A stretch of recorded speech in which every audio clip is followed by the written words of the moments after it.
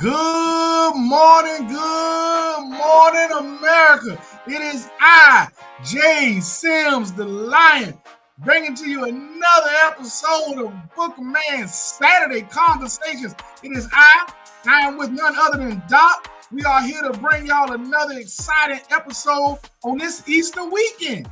Fellas and ladies, go ahead and get your Easter best on, that Sunday best. Post a pic. We want to see the young men. We want to see the young ladies with them suits at. Suited and booted. We want to see what's going on out there. Go out there. For all y'all, I go to church one day a year. Let's see what you're doing tomorrow. You know what I'm saying? CME. Christmas, Mother Day, and Easter. Hey, that's it. You know what I'm saying? You know y'all don't go over 3 times a year. Y'all better look good. I look good out here on Easter. We want to see it, man. I love to see it. Whenever you go, get right, get nice. You know what I'm saying? Post the pics, man. We comment. Well, I can't comment right now. I'm in Facebook jail. What's going on, Doc? How you doing, brother? Yo, what's up, man? You a jailbird right now. Hey, I'm locked up. I hope my image coming through. Let me know if y'all can see me. I don't even know if they can see me right now. Yeah, they might be blacking you out, so I'm talking to myself right now. Hey, but you know what? If you can't see them on here, y'all go to YouTube. That's right. Go to YouTube. You can go to YouTube and catch us on there. They got me locked out. I can't even share the video right now. They won't let me do nothing. I'm dead out here in the water. But I put your name on. I tagged you in it. So we good to go. I didn't even get a notification that you tagged me. Oh Lord. They didn't put you up under the Facebook jail. It's all over with, but hey, it'll be what it is. Okay. I don't feel like what I said was that wrong, but you know, they got the community standards now, and they pretty sad if you ask me. Look, you already know what's up with that. You already know what's up with the community standards and what stuff they like and what they don't like. You don't go ahead and say it. If you're not going with the company line, they ain't gonna like it. They not gonna like it. It ain't no way, man. Ain't no way. Who got the grill going on? Oh man, shoot! Everybody got that going on, man. Nah, somebody just commented and said they got the grill going on. Where they at? Oh, okay, they're cooking on the grill. Oh, hold on, man. Hold on. I'm sitting here trying to get the Facebook stuff. Oh, that's Big Hurt. Yes, sir. Yes, sir. Big Hurt. Oh, look, Big Hurt Barbecue. If y'all in the Seaport, y'all need to go ahead and hit up Big Hurt Barbecue. I ain't gonna tell you no lie. I done had it before when we worked together, did all the employee stuff. Big Hurt bring out the monster grill, and we was on it. Man, he was good to go. I'm telling you. That's another thing, fellas. Hey, if you got your own business, let us know. We'll shout you out.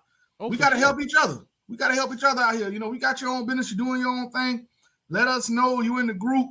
Post it in the group. We'll talk about it on Saturday. You want to come on and speak about your business and what you do, what services you provide to the people. Please let us know and come on and talk about it and speak on it.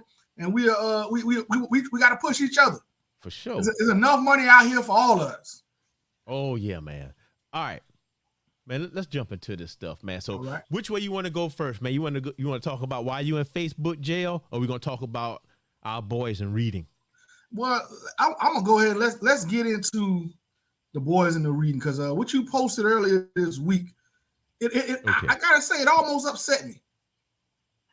I was really like, wow. I guess I couldn't believe, although she was a librarian and not a teacher, somebody in the field of education could have that thought process. Man, okay. All right, y'all. It highlights a larger issue. Yes. In our community. Go ahead, Doc. That's the problem. Oh, cuz is on. I'm gonna go ahead and I'm gonna throw him up here. We're gonna get him in. There we go. There he is. Hey, I'd like to welcome to the show Mr. Andre Largent, retired military, author, entertainer to a certain extent in the family anyway. This is my cousin, man, none other than Andre Largent. How you doing this morning, cuz? What's going on, fellas? How's everybody? I'm trying to adjust this audio so I can hear y'all better. Oh, well, we hear you just fine, so it might be on our side. What I usually, when you on StreamYard on the phone, it's coming out the speakers instead of the headpiece, so you got to like wire it up. So yeah, you got your AirPods, cuz? You got your AirPods or your earbuds? But it might not even work. Yeah, let me find some. Well, while he doing that, I'm gonna go ahead and Actually, I'll do better than that. I'm gonna go down to the car. Oh, there you go. I hear you. Well, while you doing that, let me go ahead and set this thing up. All right. And you see the title down there. I put "Are Black Boys Just Dumb?" So this is what happened. My regular career, I am an educator. Been an educator in our public school systems for about 15 years. Mm-hmm. I have taught every grade from kindergarten, all the way up to 6. Taught all of them. And at this particular moment, I was in the library. And the librarian, who was a former teacher too, because teachers do that. They get out of the classroom, then they go be a librarian or something like that. Mm-hmm. And we were talking about the effects of the pandemic on the kids and how a lot of the kids in the school can't really read. They're reading at a lower level. You know, you have 6th graders reading at a 3rd grade level. 4th graders reading at a kindergarten level. So that's a lot of places. Right. And what she said is that, you know what we need to do? We need to get some old school teachers and teach them the old school way, not even do this new stuff. We need to do that. And I agree with her. I said, yeah, we can do that. Get the old SRA kits. We can do, reading and like this and that. And then she started talking about how you have to have high interest materials for kids to want to read. Correct. Which we all know that's true. Then she said, yeah, I have this area with those high interest materials right over here. So when they come in and I see their reading level is low, I send them to that area and we can start with a lower level that's high interest. Right. But then she said this, but I focus on the girls though. And I said, why? She said, you know what? This is why I do that. Because the girls are the ones that's going to run the families. Oh, Lord. Yeah. The girls are the ones that are going to run. So I looked at her and I said, well, let's say that what you're saying is true. And the boys, either one, she thinks that they're not even going to be in the family, or 2, that they just go out and work.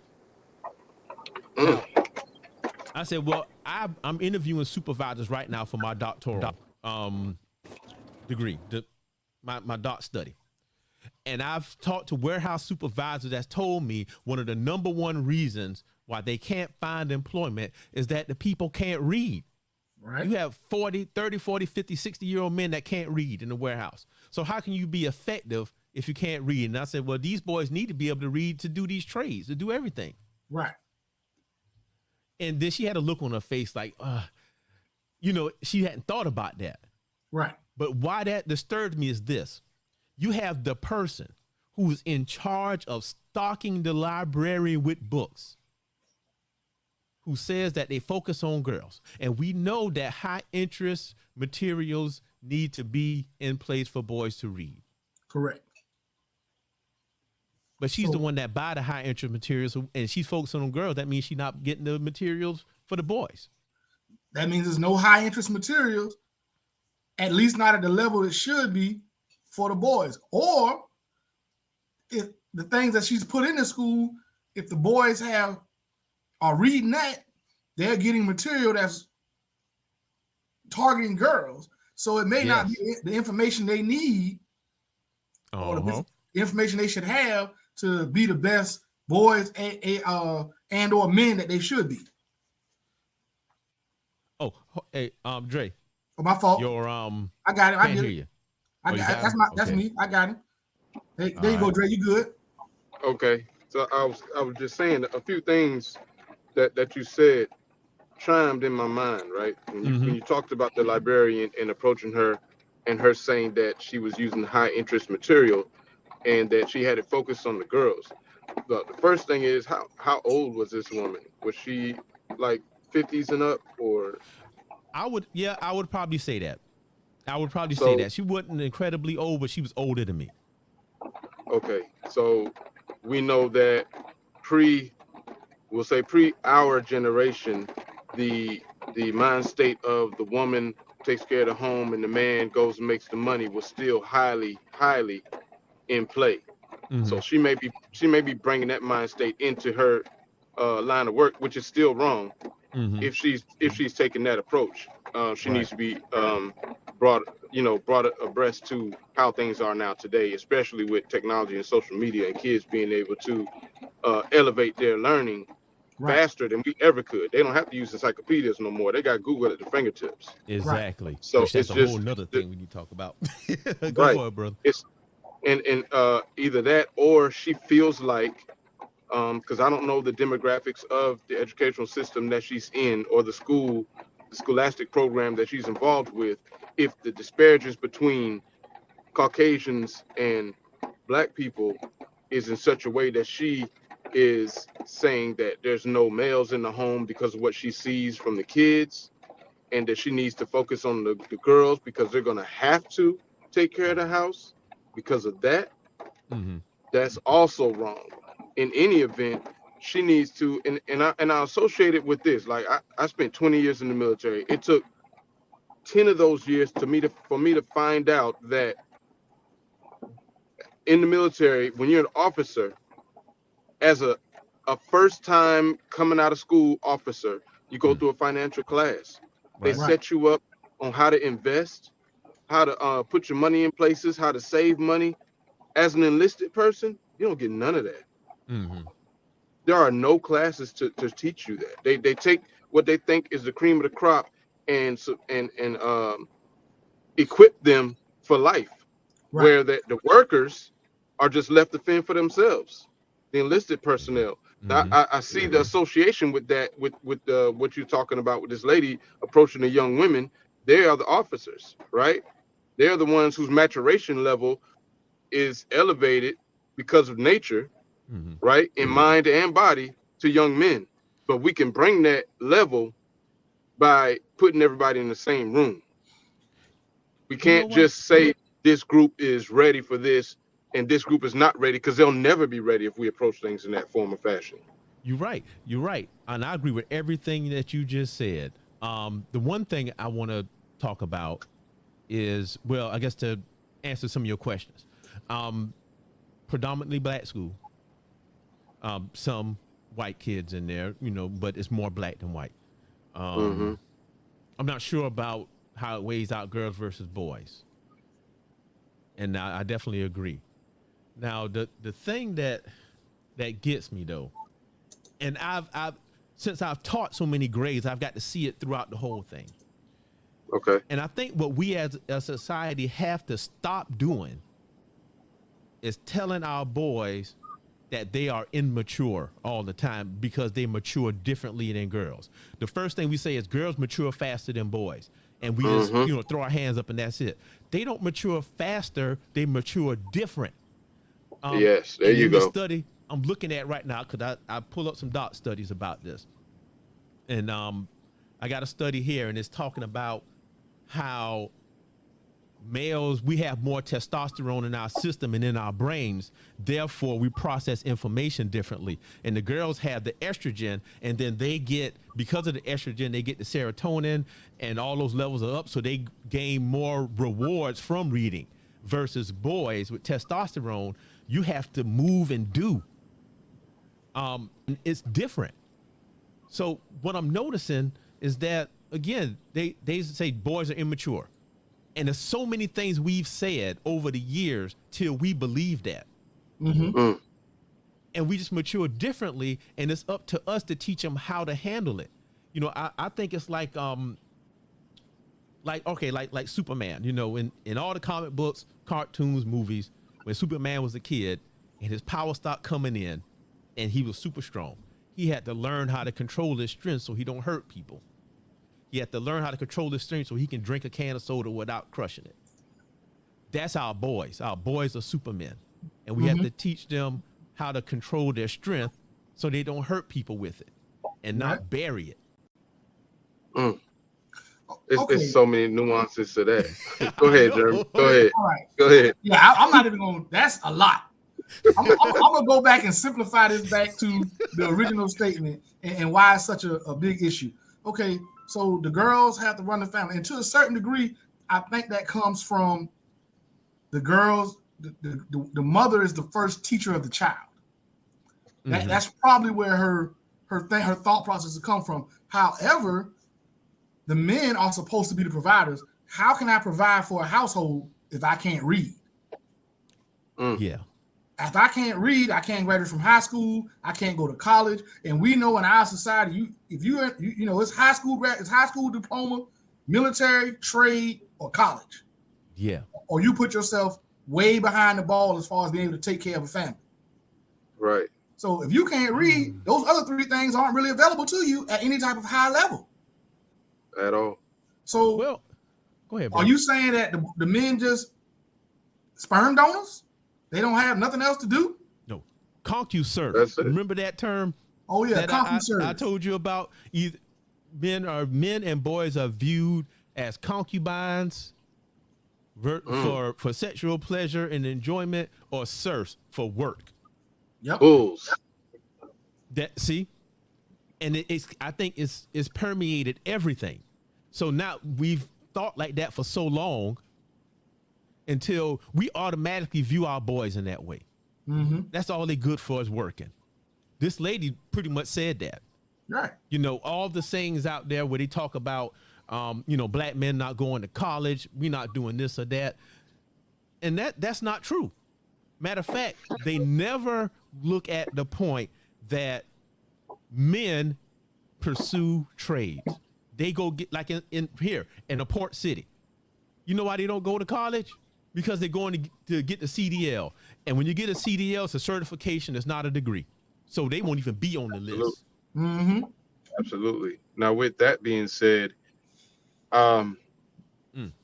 our educational system, right, our upper educational system, when we talk about colleges and degrees, I do believe that the certifications have leapfrogged the degree aspect, right? Now, that's not to say the CDL is such a great certification, but when you're talking about like computers and leadership, the PMP, the doggone Security Plus, all of those things, you do not have to have a degree to be successful in those fields. No. Now, that's not to shy away from college for the experience, from the experience aspect and learning how to talk to people, getting those kind of things in that educational experience and the social experience where you will see different people, because I got it through the military and college, but everybody's not afforded that opportunity.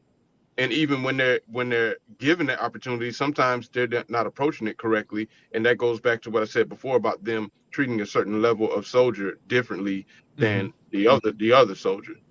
But when you talk about us being concubines and bulls, that's that nature aspect of it goes way back into slavery.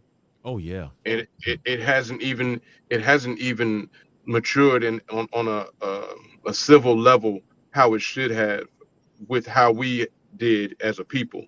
Right. Like if you think about it, African Americans, we're the only race of being, not even if we're talking about ethnicity of all the different cultures, but of the only race of being that was plucked and dropped into a society and then made ourselves from the bottom to almost equal, because I don't think we're equal right now. We're equalized. We're equalized, some of us mentally, but not financially, or they're light years ahead of us because they set themselves up with the names and the families that own things right now. So we have to take that mind state and move forward from here, and that's on us, right? We got to present and get our kids ready to, with that generational wealth. It has to keep going. We got to put our names on stuff.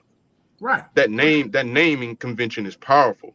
And that's why the Sears and Robux and all of that stuff is still in play right now. Well, let me interject something on that. Because we're getting ready to do a series about generational everything.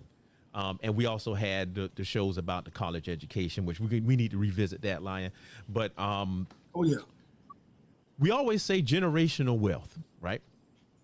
And we focus on getting things. Right. I say generational wealth is important, but what's more important first is generational knowledge. Correct. And so let me connect this thing. We have to know how to do these things. I had a conversation with my wife yesterday, and we were talking about finances and money, generational wealth. And she said, there's two parts to it. First, you have to know how to make the money, and then you got to know how to have money. Right. Mm-hmm. And I ain't talking about keeping it, but how to have it. Yeah. And that's part of the knowledge. So it doesn't matter if you buy $1 million worth of Bitcoin and pass it to your kids. If they don't know nothing, they're going to spend it all, and you still back where you started. Yep. Absolutely. So we had to do that generational knowledge. That's important. But let me connect that back to this. There's a thing called generational trauma. Mm-hmm.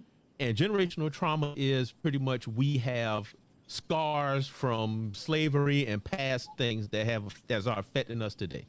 And to that, I'm gonna say that's true because your parents kind of teach you what to look out for as a kid, and that's what you pick up on. Right.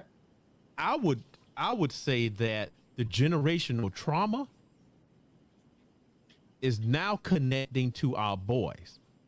And this is why. I think that women and girls have been told and sold this lie, and some of them is maybe true, and they have that trauma. Matter of fact, I think that is trauma by osmosis.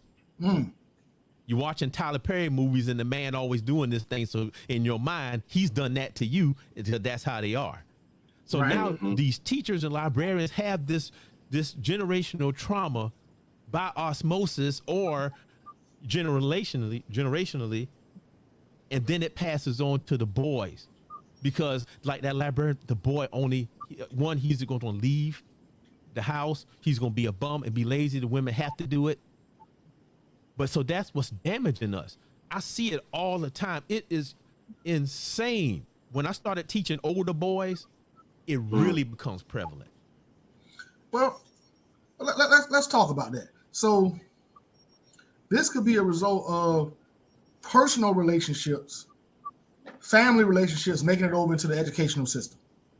And as a result, it isn't giving our young boys an opportunity to be anything other than what people tend to think they will, possibly could, maybe, kind of, hopefully, I don't know, could be.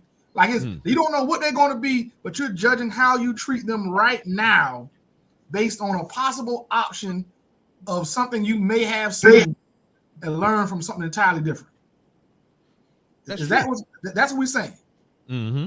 So how, if we're acting in that manner, how are we giving boys and our community an opportunity to change and become better? We're not. Let me blow this up. They're athletic investments, first and foremost, right? We take a child from their build and we put them into a certain arena, and if they flourish, we keep it going. If they don't flourish, we just leave them there. Mm-hmm. You know, I was looking at. Well, first, let me go back. What you're saying, yep, I'm on point with that, 100%. I think that we need to. Well, I wrote 3 things down here, and how we fix it. First is parent responsibility, and that's connected. Which we didn't do this show yet, but we are going to do it about the effects of virtual learning on kids. I'm a proponent of it. I love it. I taught virtual for 2 years, very successful with it, but other people haven't. But the kids that were successful, the parents were there. And now when I say there, at least checking after they work or doing this or that. So the parent has to take responsibility. And there was a huge fight over it because the parents did not want to take responsibility. They want to pass it on and say it's your job. I've heard parents even say that to teachers. Why are you calling me about him? That's your job to worry about why he can't read. That's not my responsibility. So I say parents need to take responsibility. Number 2, we need to lead by example. As men, us. How are they going to learn how to read if they never see us reading or see us talking about books? Okay. Or I won't even say a book, just reading in general or asking questions about things. I believe in the indirect teaching method. You teach things indirectly. Right. For example, one big skill, which is not in the standards anymore, is inferencing. You know, you need to be able to look at things and figure out why something is happening. Right. You know how I taught my kids that? Every time we watch cartoons, why do you think that's happening? Who do you think the mystery man is behind the mask in the Scooby-Doo? Right. Why do you think that dude is on the side of the road with his hood up of his car? Right. So and that's how we teach our kids, because I think we rely on the educational system to hold the bulk of everything, and we do nothing. So we have to do that. And then number 3, that is not all about you. Right. When you have children, it's not about you. But in today's culture, everything is about me and you. You know what I mean? I see what you're saying. Definitely parental involvement. We know from forever, the children whose parents are the most involved generally do better than the kids who aren't. I don't care about race or gender, any of that. Parental involvement is a major factor in the success of a child. And I do think part of that issue is there aren't enough fathers involved with the kids at school, and there aren't enough men just directly in the school as teachers, principals, administrators, and all that. Because at this point, males in general don't have much of a voice in the education system at all. You know what I noticed? And I did this. I had to catch myself from doing this. Let's say if a kid having trouble, they may be acting out in class, or maybe they failed a test or doing anything like that. You know what the first thing they say? ADHD. Oh, well, no, I'm gonna talk about that part too. ADHD is real. It's real. But I'm gonna call your mama. Oh yeah. That's the first thing they say. So dad don't even know what's going on because the teachers don't even call them. Right. They don't even tell them. So they don't even have the opportunity to get in there unless the wife, which 70% of our kids are from a single mother house. 70%, 7 out of 10 kids are from there. So that's if that mama decide to tell them. Right. It can also be, those papers that the kids have to get filled out in the first start of school, emergency contact, parental units, whose number to call. That part right there has a lot to do with why they're calling mom. In the home, that's who the kids are spending most of the time with, because dad's probably at work. If we're looking at it from the aspect of what the librarian is saying, dad's at work, mom's at home taking care of kids. So of course, kids are going to put mom's name, mom's number, contact mom. Also, their social relationship with their mother is probably on a very much so less strict level, because mom has to deal with them on a daily basis in all of their problems. So they're probably on I can talk to mom easier than I can talk to dad, because dad is the disciplinarian and he's the provider. That's it. Right? That's all those 70% of children, from that statistical standpoint, that's what they are. In my mind, that's what they're living every day, right? It's just them and mom. Dad is either not there at all, or there's multiple dads, and they can't rely on or trust them to do anything for them. I'm gonna tell you what it is. I'm gonna tell you exactly what it is. It ain't him and mom. It's them and mom and grandma and aunt. I got students right now, that boys that live with all of the female family members. And you know what these boys doing? Twerking. I'm telling you, they doing it. But I guess to go back to what you were saying though, I would put out there that it's teacher habit. Because even on those forms, right? The veteran teachers, on the first day of school, or when they have open house, they'll put out a form, and the parent come and sign the name and put all the phone numbers on a separate form.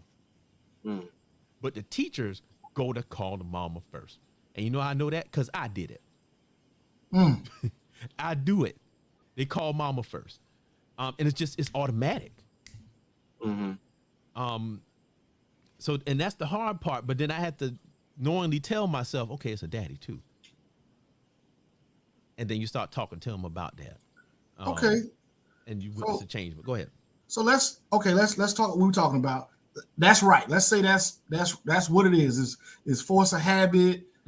Is the generational trauma. How do we go about the issue, which I think the major issue is, of getting fathers more involved in the school and getting men more involved as teachers and whatnot into the school system? If we're saying the biggest issue is the reason boys are getting left out is because the men aren't involved. I can tell you in one word, brother. What's that? Accountability. All right. Okay. Both ways. The accountability is on both sides of that fence. It's on both sides of that fence. That dad has to be accountable in forcing himself into that picture. And those teachers and administrative people have to be accountable in not just calling mom. If I don't get mom on the phone, I need to go ahead and call dad. Or maybe I shouldn't even call mom. Or I need to know this child enough to know that which parent is going to get the results out of that child that I need. Or I need to know this child enough to know that I probably need to call both. Because if you know the child's growing up in a single parent household, and we saying it's a 70% chance they are, then like Simone said, like Doc said, the information may have never even gotten to the father because the mom might have felt she handled it. So the dad may have never even gotten the information. Or, I saw something the other day where a woman said, I'd be homeless on the street before I call the child's father. So if you would be homeless on the street before you would call the child's father, you damn sure ain't gonna call the child father because he had fallen behind and read. But think about, I've spoken to so many parents, and they get comfortable with me, and they start telling me how they don't like the daddy. I'm telling you, man, it's a lot of them, and it's bad. It's so bad. If she doesn't like the father, what makes you think she's gonna call him about something that she may view as small as, oh, he's falling a little bit behind in his reading level? Some parents might view that as small. That's true. And that's how that disconnect in the village happens, right? Because that personal relationship comes into the professional relationship that you need to have with your children. Because there is that as well. You have to have a professional relationship with your child. You have to set him or her up in a professional manner. Like for instance, when my boys, and I have four boys, right? And there were 3 of them was in high school at the same time. Every day, right, on a professional level, I had my son tell me, Dad, why do you speak to us like you got a what did he say? You speak to us like you got a 5.0 GPA. I said, because that's how I want you to speak to me. No, I did it every day. They came home from school before they pick up a controller, before they go to play on the playground. We got to pick one event, and you got to stand up in front of me and your brothers and tell us about a current event that's going on in the world. They could pick anything. It could be CNN. It could be from Double XL. I don't care what it is, but you're going to learn how to speak in front of people. And that directly correlates to reading. If you're well read, you'll speak better. And again, we go back to parental involvement. That's such a major factor. And being that that the numbers, the stats say we 70% single parent households.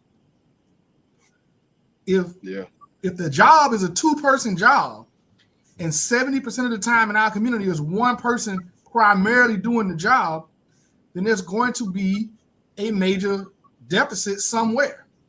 And we're finding out now that major deficit is in the education of Black boys, the maturation, education, and preparation of young Black boys. And we're seeing now, according to Doc, who's hands-on every day, it's getting worse. And we haven't addressed how to make it better. So, because you got to approach parenting and whether you're together or not in that child's life, you have to have a professional relationship. It has to be a business. That part, there has to be a part of that parenting process that is approached as a business. You and your wife are the CEO. Your child is the up and coming, highly motivated, and your star pupil. That's right, star. Yep. That's the person that's going to take over your business one day, and you have to have that part in that relationship that is like that. Otherwise, you're failing. So Well, I want to that's bring why the they call shout it out family business. to the person that wrote this. Roberts, he's a teacher too. Well, he was a teacher up to the past few years. And I want to draw attention to some stuff he said. And I know we had a lot of comments come through, but look at this. So as a former CTAE, that means that's like career and technical teachers, which I can do that too. I got one of those certifications. So you get into soft skills and things like that, how to do things on the job. Look at this. My male students read at 3rd or 4th grade level, and the textbooks at a freshman college level. It's hard to get them to even understand. So he had to do more hands-on activities, and that's where they do better. When I teach reading, and where these kids, when it's stuff they can't understand, you have to go back and break that stuff down, because in their minds, when they read, they're not focusing on the content because they have to figure out what the words are. See what I'm saying? Yeah. So and that's what's happening. But I would say this. I think, well, one, there's no one solution, because the population of the world is so great. There's so many different things out there. And everybody's situation is different. But what I do think something that needs to change is how these boys are being taught. How? This study that I'm looking at, is talking about stuff that boys prefer to read. And they say they prefer to read stuff with the following themes: action, nonfiction, violent, scary, fairy tales, superheroes, bodily humor, puns, video games, and jokes. And it said they prefer text with positive male characters as the main character in the text. But the books that they have to read don't have that stuff in it. And then if they do, they have to process it differently. And that's where I think the issue coming in, is how they process it. This study talks about the use of literature circles, which I've talked about that before. And I may end up trying to shift it, but girls are more apt to literature circles, so there's more talking and less doing. Right. And the doing comes from the abundance of testosterone. So I think that we have to do them different ways. For example, if you read, boys excel at when you stand up, you make them stand up, and they make it a little game where they have to move. Okay, when it's your turn to read, you stand up, put your hand on your head, or if you get stuck, put your hand up, or sit down, or do all kind of stuff like that, because you have to see boys differently. That's what I'm arguing. We need to see our boys differently. We've been boys and we still don't get it. So let me ask you this, Doc. How do you feel about the idea of separate schools for boys and girls? At first, I was like, yeah, they need to be together. But I think as they get older, like middle school age, I think it'll work. And the reason why is 3 years ago was the first time I taught with another man. So for 12, 13 years, I always taught with women, taught with a man. And we had a major difference. It's the same kids, the same behavior problems, but we knew how to deal with it, how to get them to do what they wanted, what we need them to do. Because once that kid gets thrown off, they're not learning anything, because they already figured that you hate them. So how in a society do we progress? Now, this is a real question. I'm not trying to be any type of way, but if we separate genders with education, how are we preparing them from a society standpoint? Like if girls and if women are teaching little girls and men are teaching little boys, and then we progress into them being young men and young women and still being only taught by their respective gender, how when it gets into them going for those roles as the Supreme Court justice, the doctors, the CEOs, and going in those audiences that are male dominated, I think we're doing the women, the young ladies, a disservice. Okay, this is what I think about that. Oh, go ahead, Jake. Like you was about to say something. I'm gonna be quiet, and then I'm gonna go. Okay. On that note, I think that's where you have curriculum. The curriculum can be the same. The way you teach it has to be different. it's no secret that certain audiences learn differently than others. So I may still want everybody to know that 2 + 2 is 4, but I might have to teach one person with 2 sticks over here and 2 sticks over there, and versus somebody else, I can just teach with a 2 with the numbers. Somebody got to move 2 sticks to put other 2 sticks and then say that's 4, and then somebody else can just see it on paper. And I think that's what we're talking about. We're not talking about children learning different things. We're talking about them learning the same things differently. Oh no, I agree. Well, but I just don't think that should be gender based. I don't think the gender matters when it comes to the way of teaching, the style of teaching. Oh, it absolutely matters. Well, I'm telling you this. Well, I'll say this. Let me respond to this. I think we have to get more granular with it.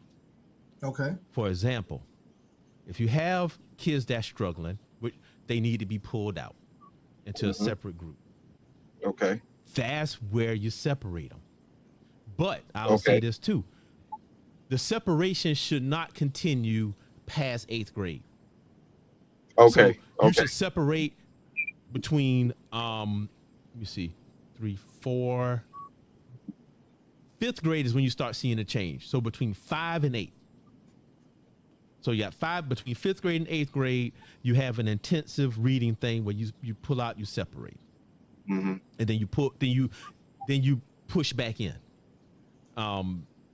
Now there is benefit of hearing other sides, but then you get this where we are assuming that there's this huge assumption that everything is equal all the time. And let me paint this example. There was a couple years ago, we had clubs at school, and at the school, the ladies had a club, and it was for girls who code, which I never support that ever. Once I read what they stood for, I can't do it. And what they stand for, they said at all costs, it will always be all girls first, no matter what. It says that in the about thing. So the one boy asked the question. He said, well, can I be in the club? I want to learn how to code, but it's for girls only. And what hit me is that he was the only one that asked it. But what about all the ones that didn't?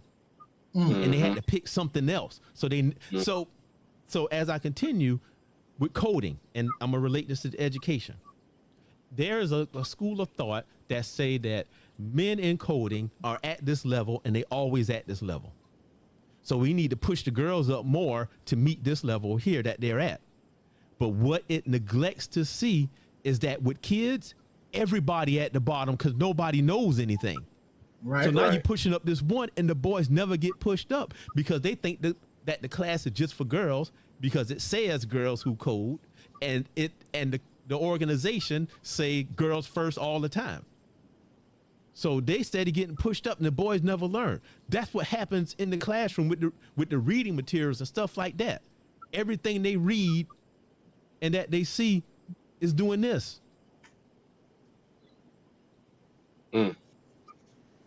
So that's exactly my point.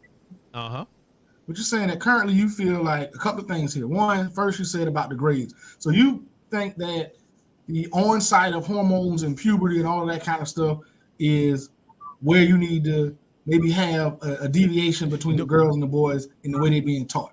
Yeah. And one point I forgot, man. I know I'm talking a whole bunch, but I had to bring this because it's imperative. I watched this study, Dr. Jawanza Kunjufu. Okay. This brother powerful, but he was out like back in the 80s. And one thing he said in his study was that we have it backwards. We believe that kids need more attention when they're young and less when they get older. When in actuality, they need attention the whole time. Right. So that's why I said in middle school, because they get all the reading support and attention in grades K through 5. Well, actually, when you get into 4, it start kind of trailing off. Yeah. But then what about somebody that's 15? They're in high school. That support not there because they supposed to already know that.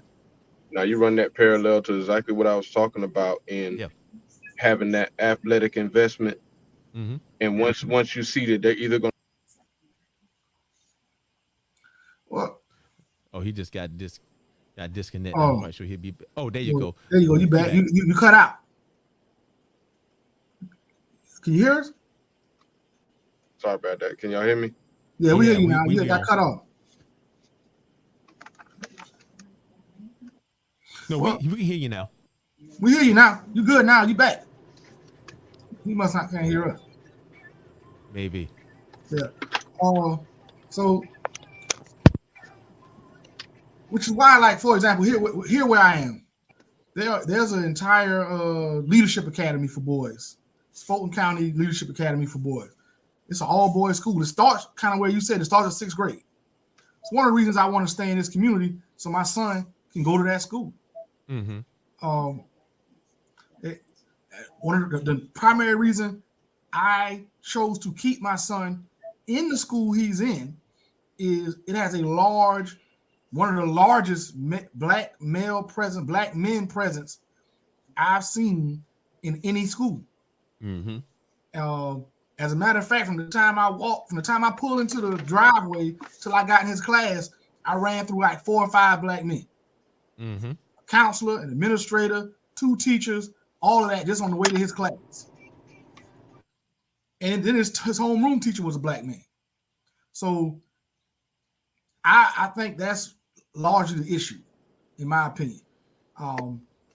We have to put our boys in environments where the things we want them to learn, the things they need to learn, are being taught at home and at school.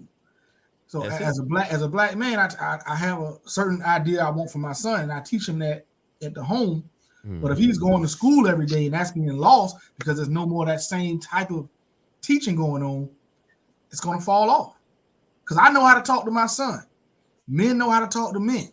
Mm-hmm. And we have to keep that going throughout our society, which is why I personally am an advocate for all boys school at this point in my life. I didn't at first I was against it, but now I'm like, yeah, it's definitely a big difference because I've raised 2 girls.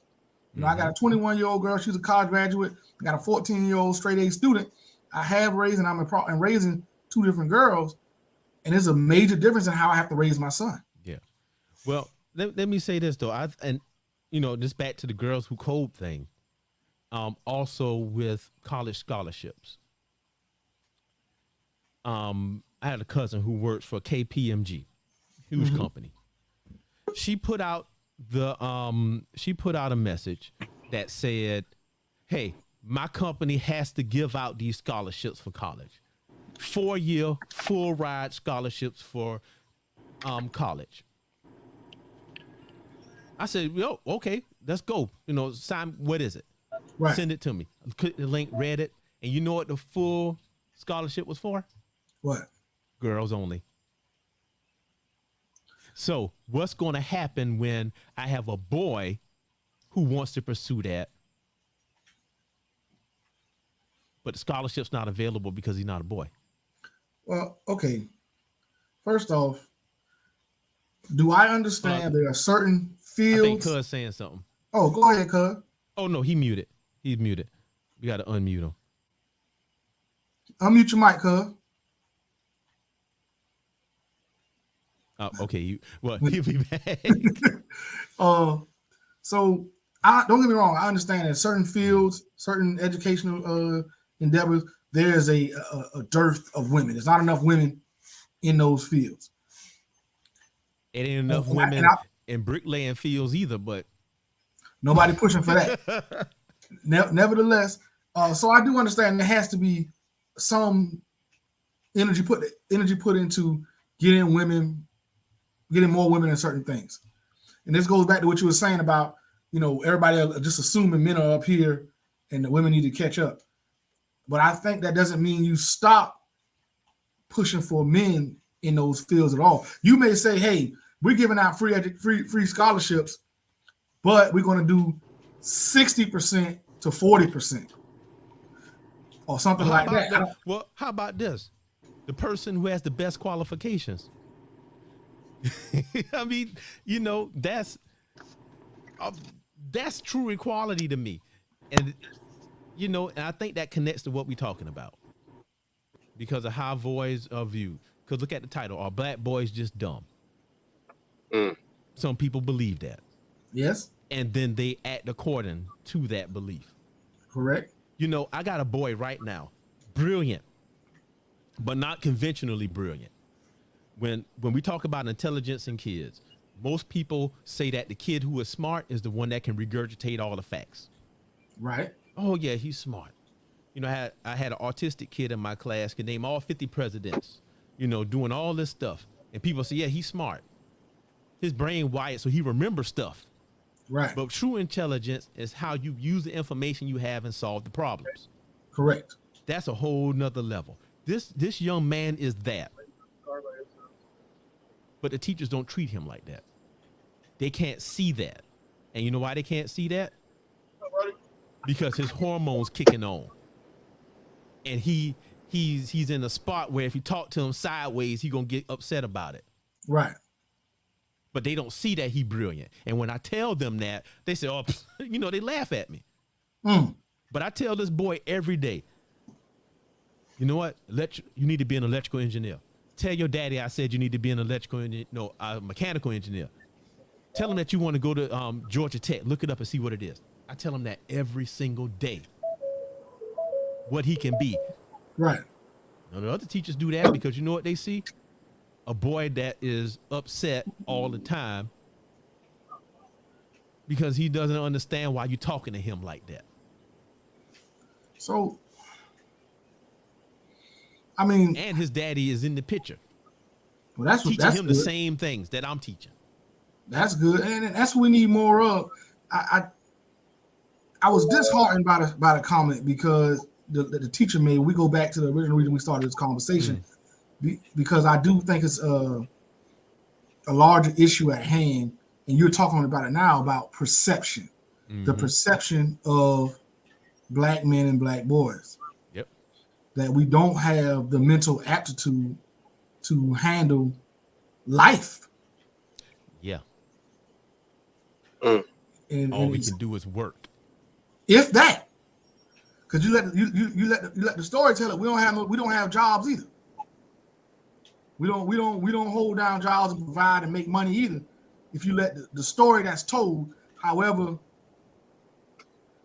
when you go back to it, you see the numbers. We're doing okay. When you look at the actual hard stats, black men do okay. But when you listen to the narrative, is we don't do much at all.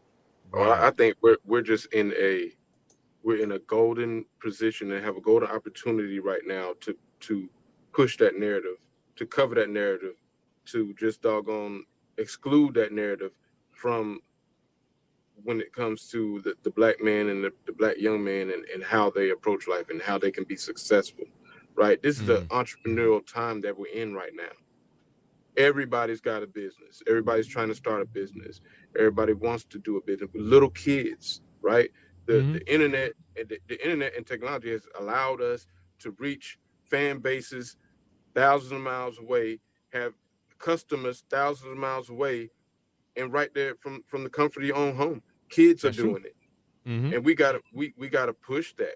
That's the narrative that we gotta push. Hey, you can do this, son, daughter, cousin, uncle, aunt, mama, everybody. You can do this from 90 to 10 years old. If you can read, like you said, Doc, you know, that's where it's got to start. If you can read and if you can regurgitate what you read in a fashion to where you can actually tell someone something and have them learn from what you're saying, that's it. You can be a successful business owner, operator, CEO, or whatever you want to be. You're right. And you know what? I'm going to pause right there because we got to say this.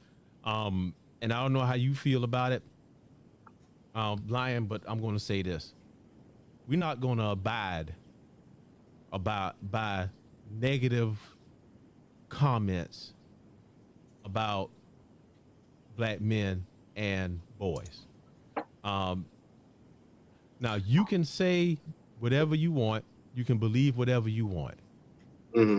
But But that's, and I'm not talking to you. There's a commenter, and I'm not even going to throw it up there. But yeah, we're not doing that. No, So, don't even give them the satisfaction. I'm trying to figure out who this person is. Like, what is their point of view? This is. I almost want to speak to him because that's outrageous. Oh, it is. But look who in the house. Hold on. Hold on. Wait, hold on. Oh, there he is. C4, there he is. What's going on, brother?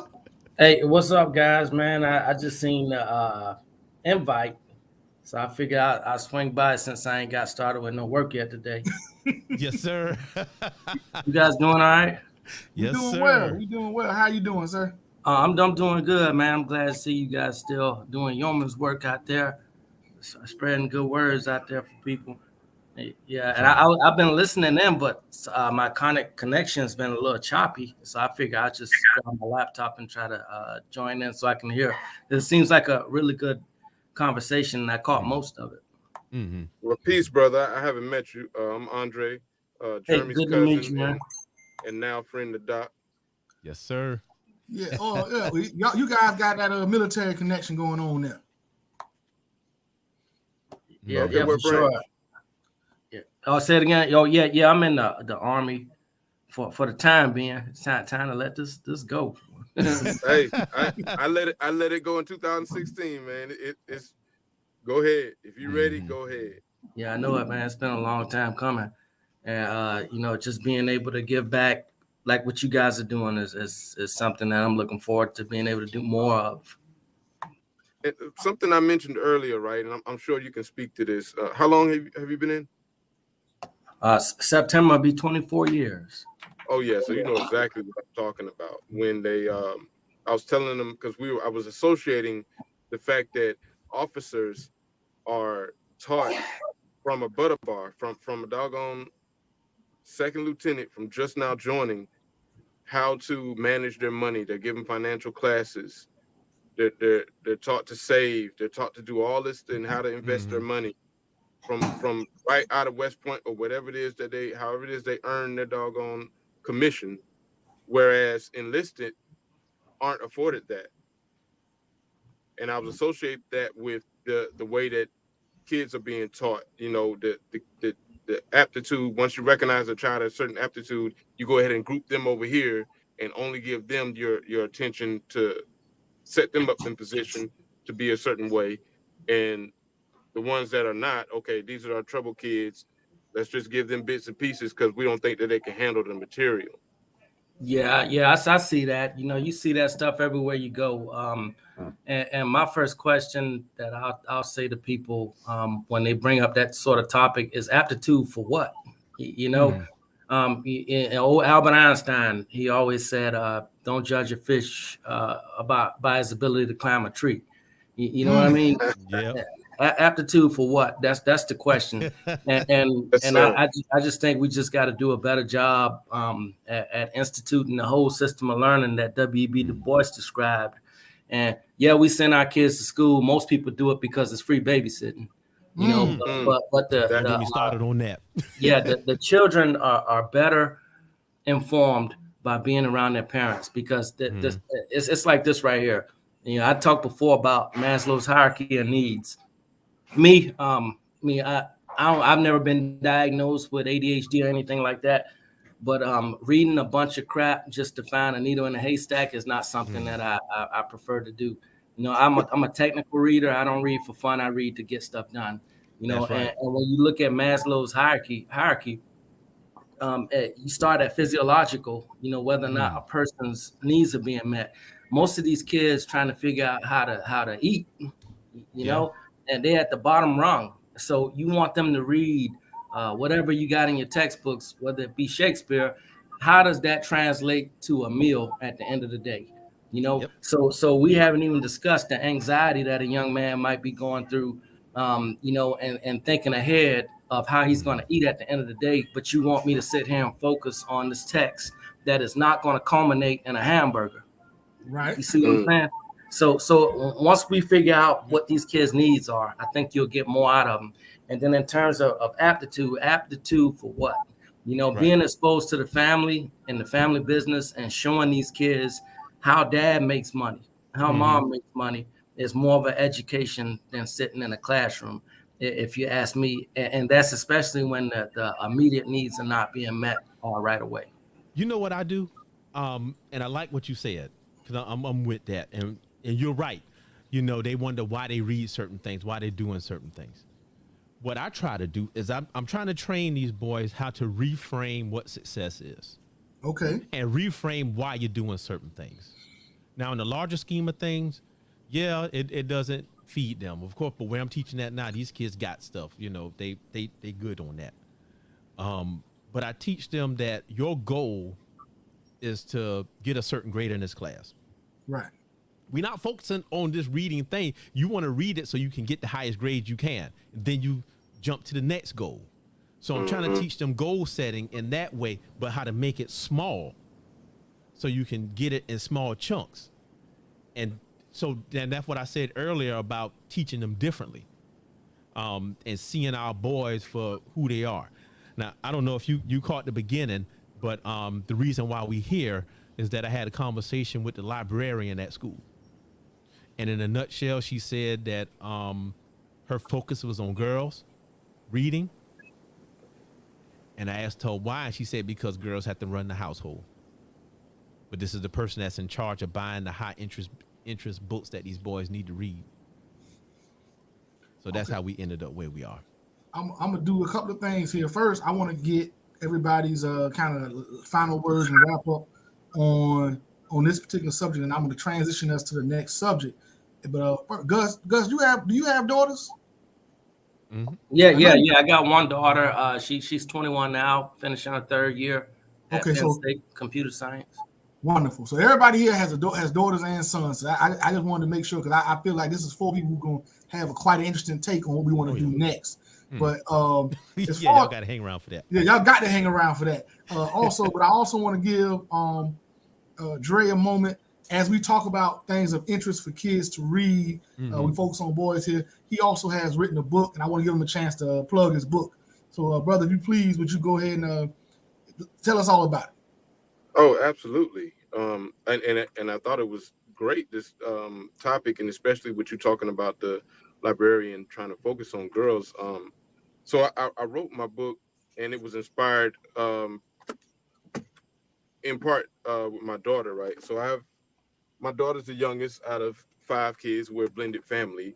So I have four boys and then my daughter, and she's 7 years away from the next child. So she's extra spoiled. However, she also gets a lot of extra knowledge, right? She's got 4 dads and then me, the king. You know, she's got 5 guys telling her, "Hey, I got you," and accepting whatever she says.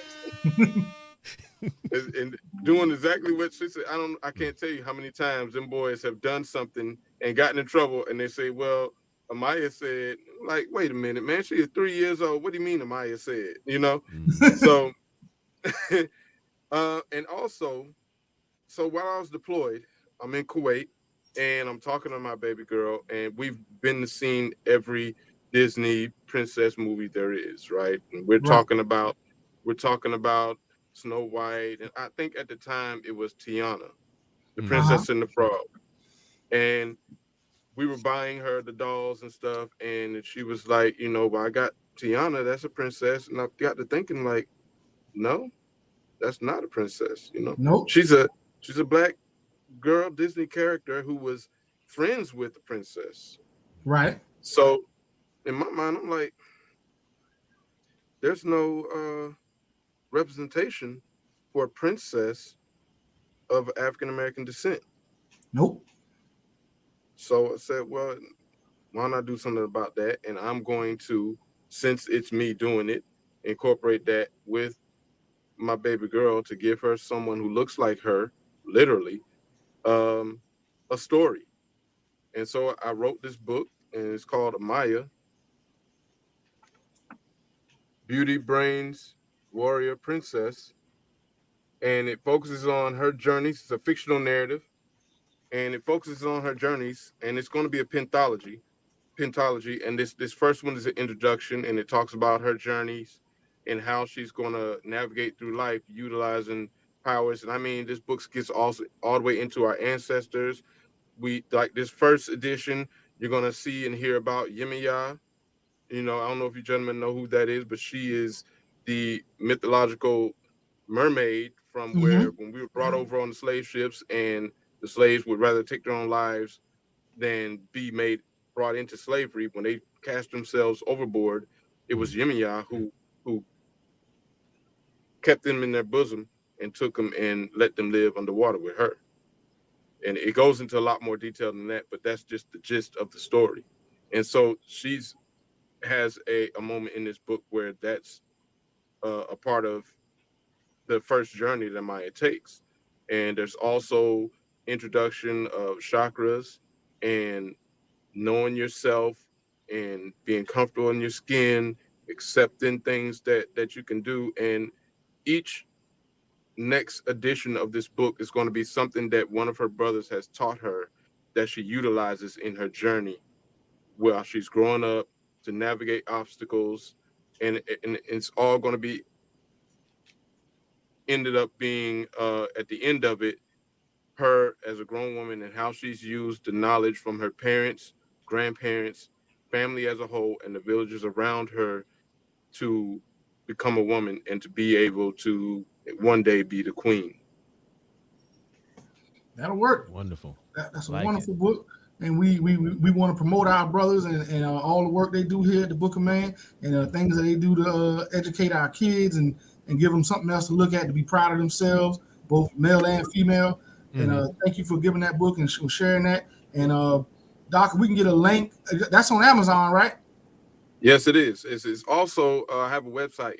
So it's just andrelargent.com. You can also go on there, drop a message in there, because it's having a problem with the ordering link. But if you drop a message or direct message me, then I can send you a signed copy, because you can't get a signed copy through Amazon. But whether you do it that way or not, please go on Amazon and leave a review. I love the criticism, constructive or something that you see wrong. Either way, let me know how you feel about the book, because those things count as far as sales and reviews in Amazon and how Amazon will place your book in the hierarchy of what's being sold on Amazon. So I appreciate that, the love. Go ahead. Put a link in the comment.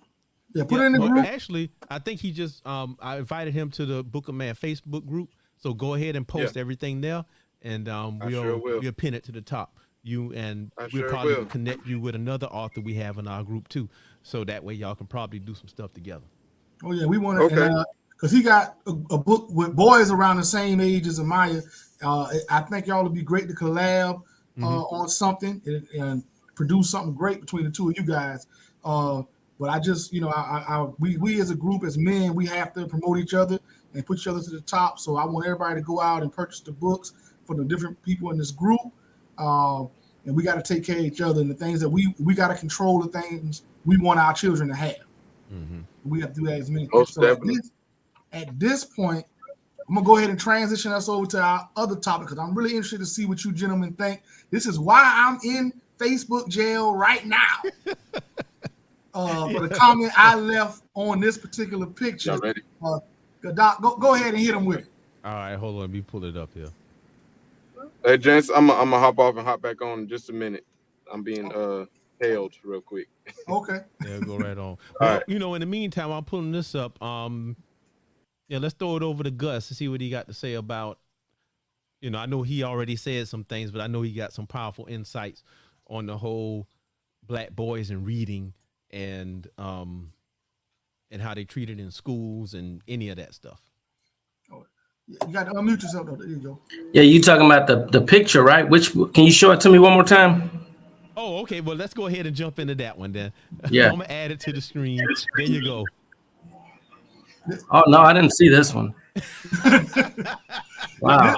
Yeah, this is the prom thing, and the dads are taking pictures like they're trying to protect their daughters, which I can relate to as a father. But I can't be a part of anything where you pointing a gun at my child. Mm-hmm. Yeah, definitely, man. That's a little overboard, Yeah. There's a lot of problems with this crap right here. Because at the end of the day, I get it. I got a daughter, and I want to protect her, but you got to recognize that on the other hand, there's somebody's son. Right. That's right. I see 2 kids in this situation. Similar thing with me. Like I'm expecting my first grandson or granddaughter, whichever one it's going to be. It's easy to get mad at something like that, but it's the circle of life. And long story short, my daughter is a 3rd-year college student, college basketball player, computer science student, and then she met a 3rd-year college basketball player, male type, who's studying sports medicine. And you could easily be like, oh my God, they both 21 years old. I'm mad. I want to hurt somebody. But just as much as you love your daughter, them people love their son also. You know, and at the end of the day, there's nothing wrong with a young man taking a young girl out. And rather than pointing a gun at this kid, how about taking him under your wing and mentor him into manhood, rather than threatening, his full development into manhood? Because boys gonna be boys. Let him know how you feel. Your presence says more than that gun does. Mm-hmm. Right. So my response, which got me Facebook incarcerated, was you're on probation right now. I'm glad I could get on link through through the Book of Man, because other than that I'd be stuck. But so my comment was, you point a gun at my son, I'm going to point a gun at you. Because that's just how I feel. Because at that point, we all know you, Gus, you a military man. You have spent your time around firearms. You always point the weapon down range, and you never point a weapon at anybody. That's normal gun safety, because you never know what could happen, right? You know that. I know that from my days doing security and whatnot. So I see that, and immediately my head kind of explode that you would have the audacity to point a weapon in the direction of my child. I know his hand wasn't on the trigger. I saw that. I understand that. The safety might have been on the weapon, but that's a shotgun. I don't think they have one. It's just a general idea that you think is a joke, or you think is somehow endearing to point a weapon at it. Yeah, and the crazy part about it is Facebook wants to censor you for having an opinion, but they're not censoring that photo, as though the image of a gun being pointed at a young black boy is okay. But any opinion that comes after that is not okay. There's something wrong with that. To me, it's problematic in of itself. And we've normalized the killing in this country. We've normalized the killing of black men, black boys, to the point where people aren't even numb to it. And I'm gonna tell you that's an issue. Now, just like you said, I done spent time in combat, and you don't forget that stuff. It changes your life. You changed after that. But I don't even jump at the sound of large explosions and things like that no more, like I would 20 years ago, because I know if I heard it, I'm still alive. Right. If I heard it, if I felt the concussion, I'm still here. It's a problem when I didn't hear it and when I didn't feel it, because it probably got me. Right.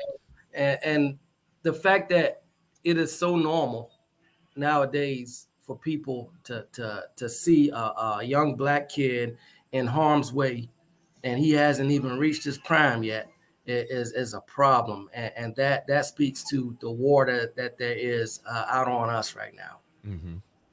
I think it's an issue with what we think is acceptable.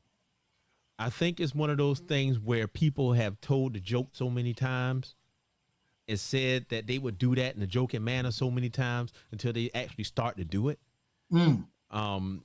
And that's what's happening with a lot of stuff. And with this, that's it. Like, why? Why do you feel the need to point at a gun with somebody? I was talking to my wife about this earlier, trying to get her perspective on it. And she said, yeah, it's not right to point a gun at somebody like that. If you point your gun at something, you must be intending on killing it. That's who. Yes. Then she did say this, but I would have it on the table. And to that, I said, I wouldn't even do that. Why do I have to threaten somebody and they haven't done anything to warrant being threatened? Yeah, and that I'm always gonna play the devil's advocate because I got a daughter. I've threatened boys before, but use your words. You know what I mean? Exactly. You use your words. And like I say, your presence. Never underestimate the power of your presence.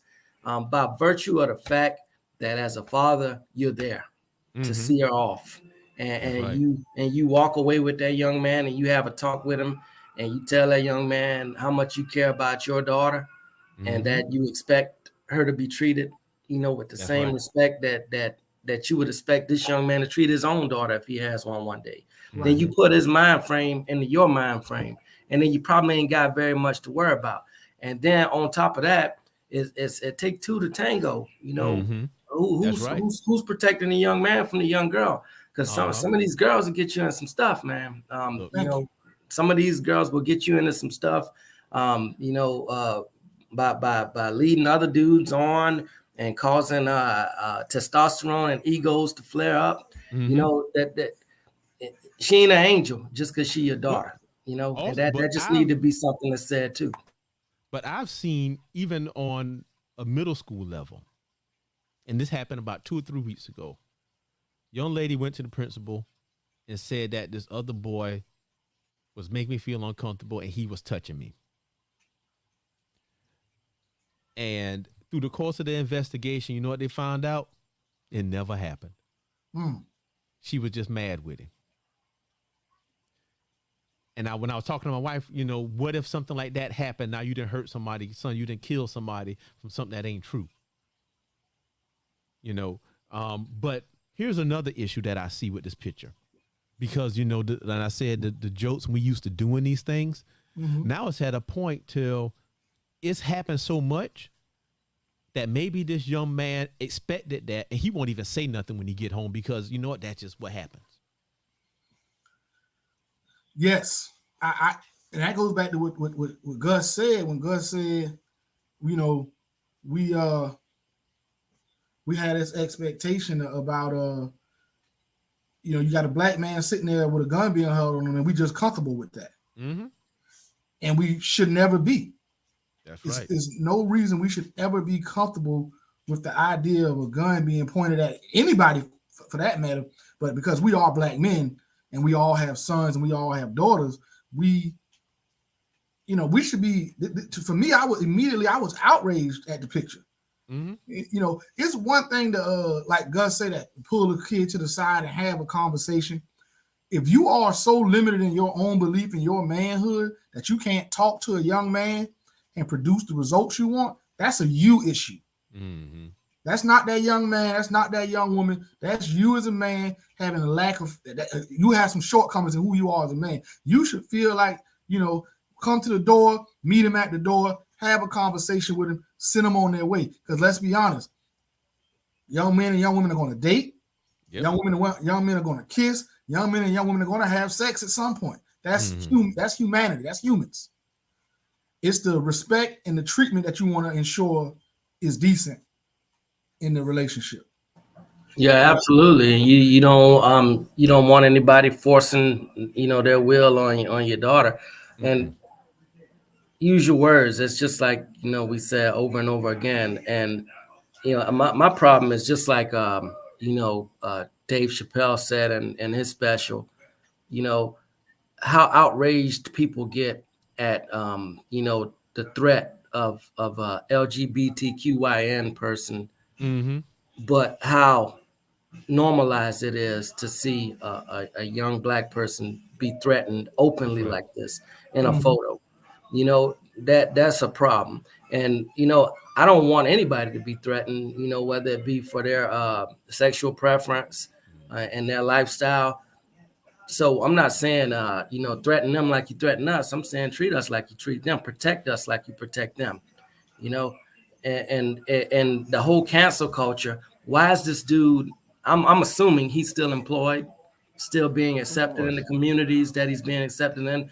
Why is he not being backlashed upon like he would if that was a young gay person in that picture with a gun being held on him? That's right. Man, you didn't hit it all on the head. And I don't think there's anything else got to be said about that. Because, I mean, that's definitely the thing is normalized. Things are normalized, and it's normalized to the point where we are okay with it. Yeah, exactly. And the same thing, you know, we know we all from Georgia. We know what happened to Mike Vick. You know, when I went through you know, I say I went through because I feel like I experienced the Trayvon Martin case. When I saw the lack of justice for the way this man slaughtered that kid, and then years and years later, you know, signing Skittles and whatnot, and then I saw how swiftly justice was enacted when Mike Vick was caught doing something to dogs. You know, you take that same picture and you put a German Shepherd and had a man holding that gun up against that German Shepherd, saying, "Hey man, I know you're a dangerous animal, but I don't want you to hurt my daughter." It'd be mass outrage, you know. And I'm saying, don't hurt dogs, but don't hurt us either, you know. And it's just the normalization of it, and folks, they don't seem to care until you know it visits their home. And I feel like I've grown up a second time, you know, and coaching my kids in sports. And I see my son, you know, approaching my same height. And I see other kids on the team that I've grown up in the community coaching. Man, these jokers can be 6'3", 6'4", with bass in their voice and hair on their genitals, but they still babies. They babies, man. These are big babies. Yes. And until we get the rest of the country, the rest of the world for that fact of the matter, to recognize that, yes, they may develop into these large, scary looking young men. These are babies. These are babies who need to be talked to, who need to be taught, who need to be coached, and who need to be loved just like anybody else. You know, and for you to feel threatened by a baby solely based on, you know, whatever stereotypes have been imprinted inside of your mind, or based on their physicality, because, you know, some of us just get bigger than other people. It's a problem with you and not that young man, you know. And you look at the same picture when you had it up, you know, the kid is about the size of the dad, you know, so he's seeing this boy as a man that he needs to pull a gun on, and that's problematic thinking. You right in all of that, man. It's like I see the same things, you know, teaching kids and seeing them progress through these grade levels. I see the same things that you're talking about, and you're right. And I think the issue is that we as people don't recognize our internal bias. We don't recognize it. And because we don't recognize it, we automatically do things and believe that it's right. Right. Exactly. So we have to check ourselves. Go ahead, Jay. I don't even think that parent, that the guy, he probably didn't even see himself as doing something outrageous. He probably take it as a joke. Oh, you know, I'm just, you know, shotgun marriage and all that kind of stuff. That's you know, we make jokes about history, and he doesn't even realize how outrageous it looks, or how outrageous that act is to the next parent. There's a complete lack of empathy, man. You know, when we grow up, we was taught about the golden rule: do unto others as you would have them to do unto you. Right. I mean, how about, you know, when this young lady and this young man go to his parents' house, somebody put a gun on her or a knife to her neck and say, "Hey, don't do my son wrong," you know, you know, and then take a picture of it. How would he feel, you know? And put it out on social media for the world to consume. It'll be an outrage. The other way around, if that's a black, even if it's a black mama or a black dad that pull a gun to that young white lady, that young white girl right there, the world outrage. It'll be an outcry for lack of safety, disrespecting a child, disrespecting a woman. How could we? What danger was he in? All that kind of stuff. We would hear about it on every news source throughout the country. But you know what, though? I think society is at a point where we applaud violence. We want violence to happen. I don't believe that. Well, all right, then. I believe we're at a point where we applaud violence against black men. Okay, we can say that. We can say that because that's why all the people, again, beating a dead horse, our boy, that's why everybody applauding what he did, because they like violence. They want you to stamp it out. Violence and masculinity is good when it's pointed in the direction they want it to be pointed in. Correct. And this is no different. You know, that's why it's accepted. And that's what I have a problem with. But What happened to self-control? Want everybody to control themselves. Want everybody to keep people safe. Unless it's us, then it's okay. Unless it's that. When it's us, you don't have to have no self-control. If that gun would have went off, they would have found reasons to forgive that father. Oh yeah. Oh, he didn't mean to. Oh, it was just a joke.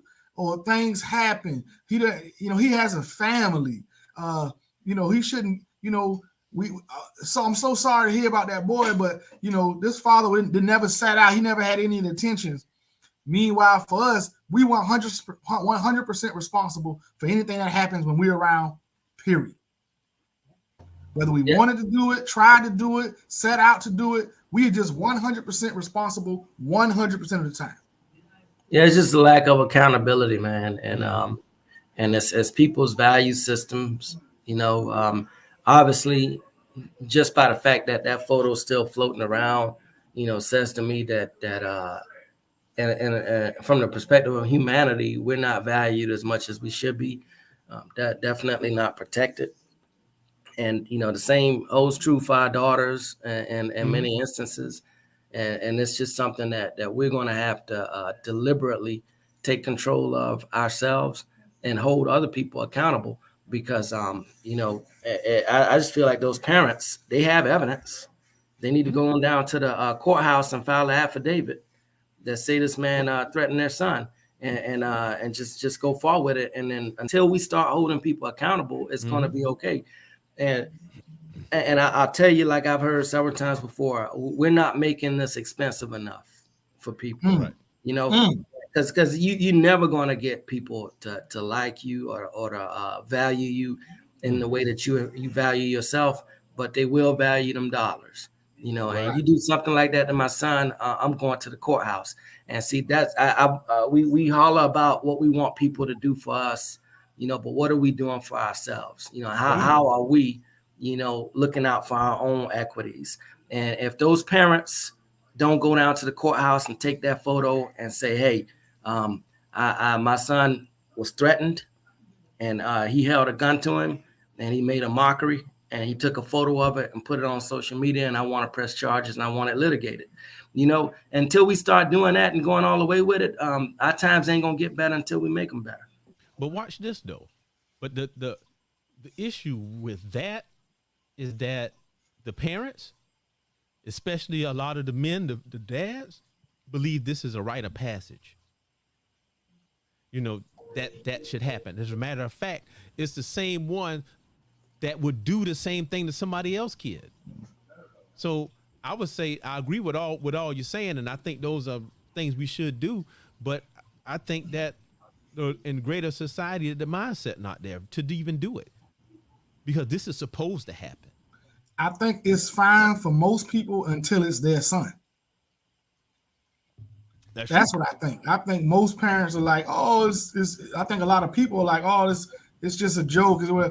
It's funny until it's your son, until your son has the barrel of a gun pointed in their direction. And maybe it's because of the training I've had and how I view gun safety. You can get Gus, you get kicked off the range real quick for poor gun safety. Oh yeah. Yeah, you get kicked off and you mess around, and even if you have a misfire and it don't hit anything, you losing rank, you losing money and facing jail time. Just from a misfire. So when you let steel come out the barrel of that gun and go in the direction that it's gonna go, you have to do that deliberately. And just pointing that thing at somebody is just bad practice across the board. It's just bad practice across the board. And from me being a 24-year professional soldier, looking at that picture, that's not a game to play. You don't play them kind of games. And even Geneva Conventions, if I'm at war, I can't point my weapon at a local national unless that's a combatant and I could face charges. So why are you pointing a weapon at another citizen?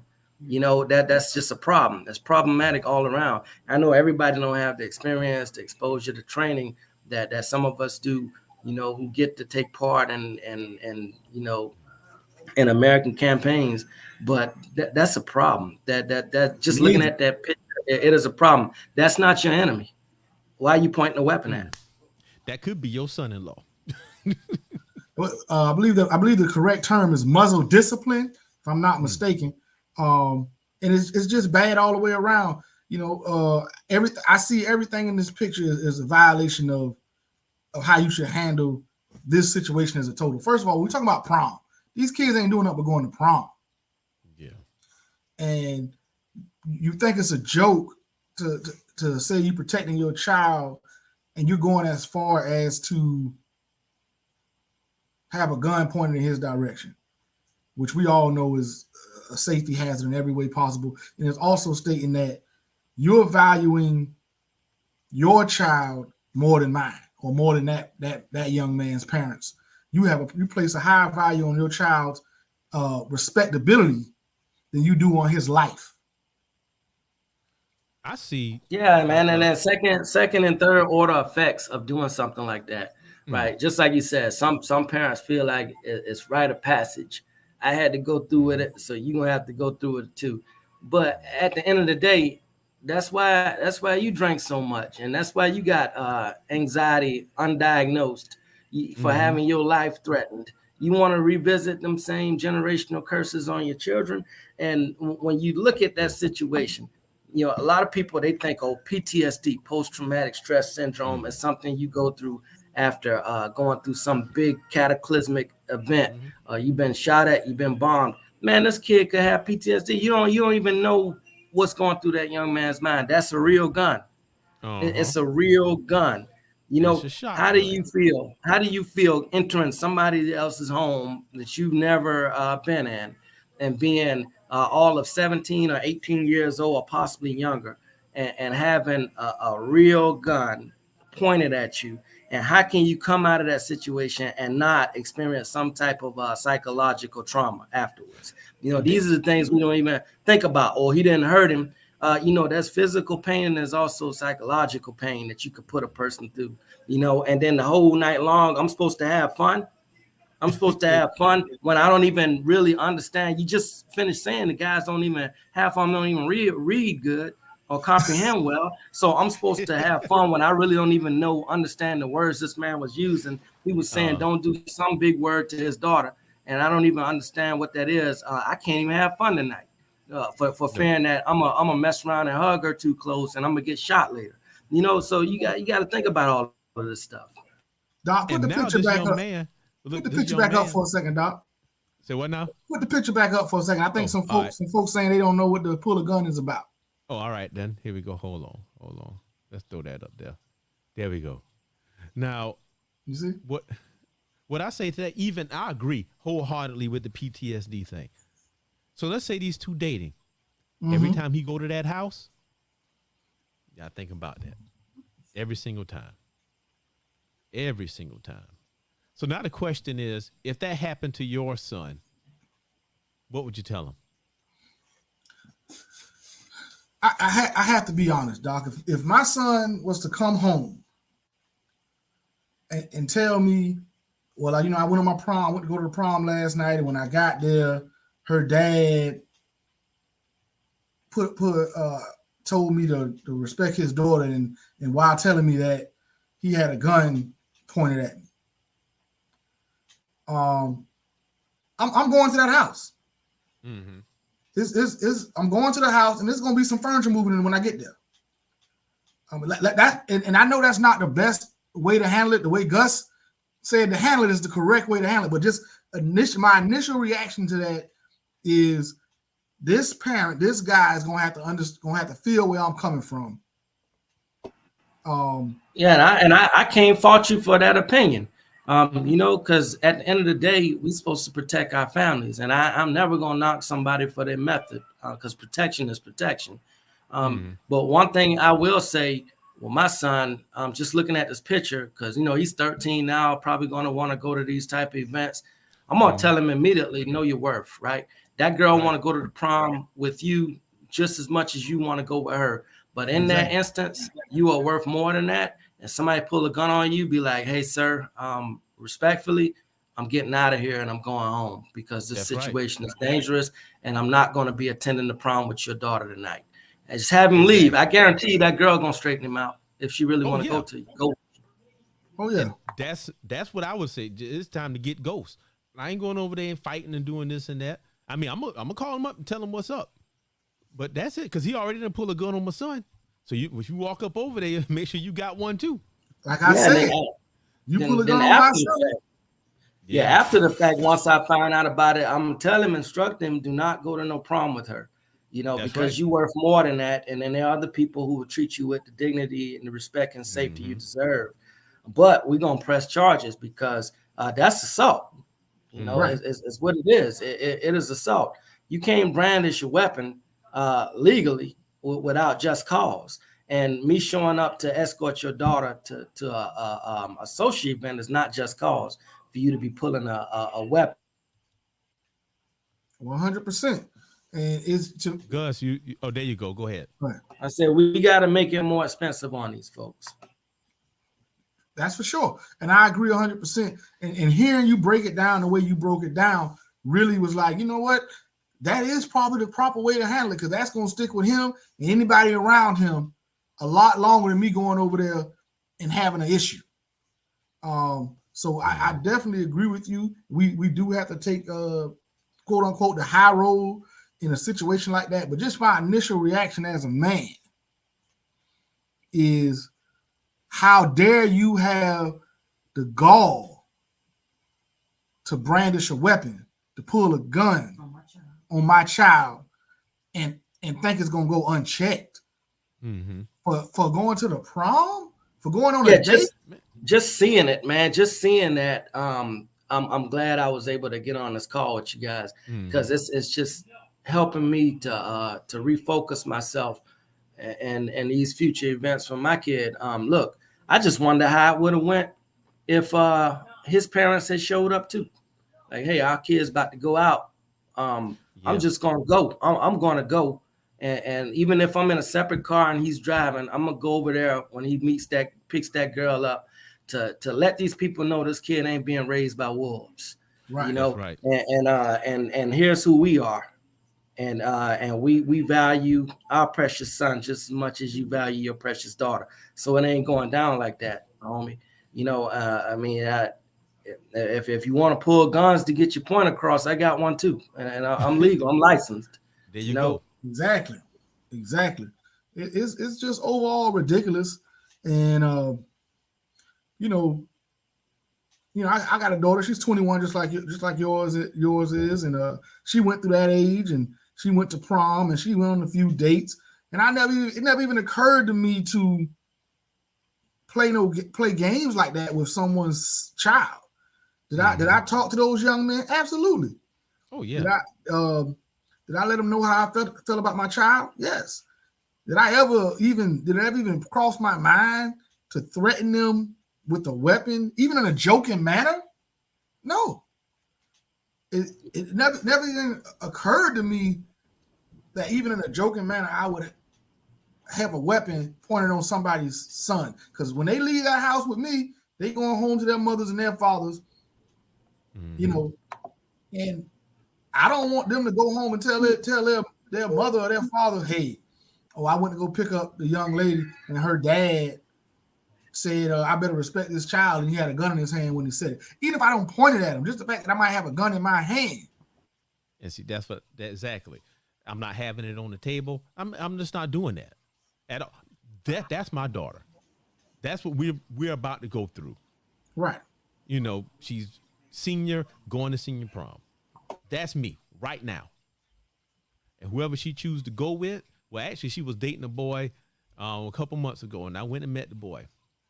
I didn't even say much. Don't need to. I looked at him, saying what's up, shook his hand, and I cut it right there. But he know if I got to come talk to him, then it's gonna be something. Right. But I don't feel the need. Yeah, and I think it's always worth the conversation. I had to go through that when my daughter was in high school, and even now. I mean, I have a conversation with these young men, but I'm not doing it from a perspective as we're equals, or even this young man is superior to me in physicality, I'm talking to him like I'm an older man, and I have something to teach you. I'm providing guidance as to how you need to treat this young lady and any young lady, for that fact of the matter, not only for her well-being but also for yours. And I have, I'll be a liar if I say I didn't threaten dudes, but not in the way that I'm gonna take your life. It's just a way that, hey, I care about this girl. And look, I done spent 38 months of my life in Iraq. So I really don't care about prison or nothing like that. It don't bother me to go to them kind of places. And that's all you gotta say. That's all you gotta say, and not underestimating the power of your presence and being there. And just because there are some young kids who are not being taught, how you're supposed to treat young ladies, and they're out here trying to up their body count and doing all kind of stuff, to sow their raw oats or whatever, what have you. Just let them know that, hey, this young lady here is not a toilet for you to use and flush. This is a person who has people that care about her, and usually the ones that don't mean no good, they'll find a way to disappear within weeks after that talk. It don't take long. It don't take a whole lot of time. That's why that kind of goes back to, as parenting, you making sure your daughter carries herself in that manner. Mm-hmm. That she's not to be the one. She's not the one to be played with. She's not the one to be handled in any kind of way. Yes, I know. I've been a teenage boy. We'll say whatever we need to say. Mm-hmm. To get what we trying to get out of a young lady. But that's why you got to teach your child. Hey, listen. Everything that come out of that young man's mouth is not necessarily meant for your benefit. That's right. He might be saying it to you and about you, but he's doing it for himself. We've been teaching, my wife and I, with my daughter, teaching her how to read people, how to navigate these situations. And I'm going to tell you, I'm glad my wife did this. She used reality TV to teach our daughter how to navigate this dating world. Okay. Because they watch it and then they talk about what the boys say, what the men say, what the women say, and then they put it back together so she can see through all of that stuff.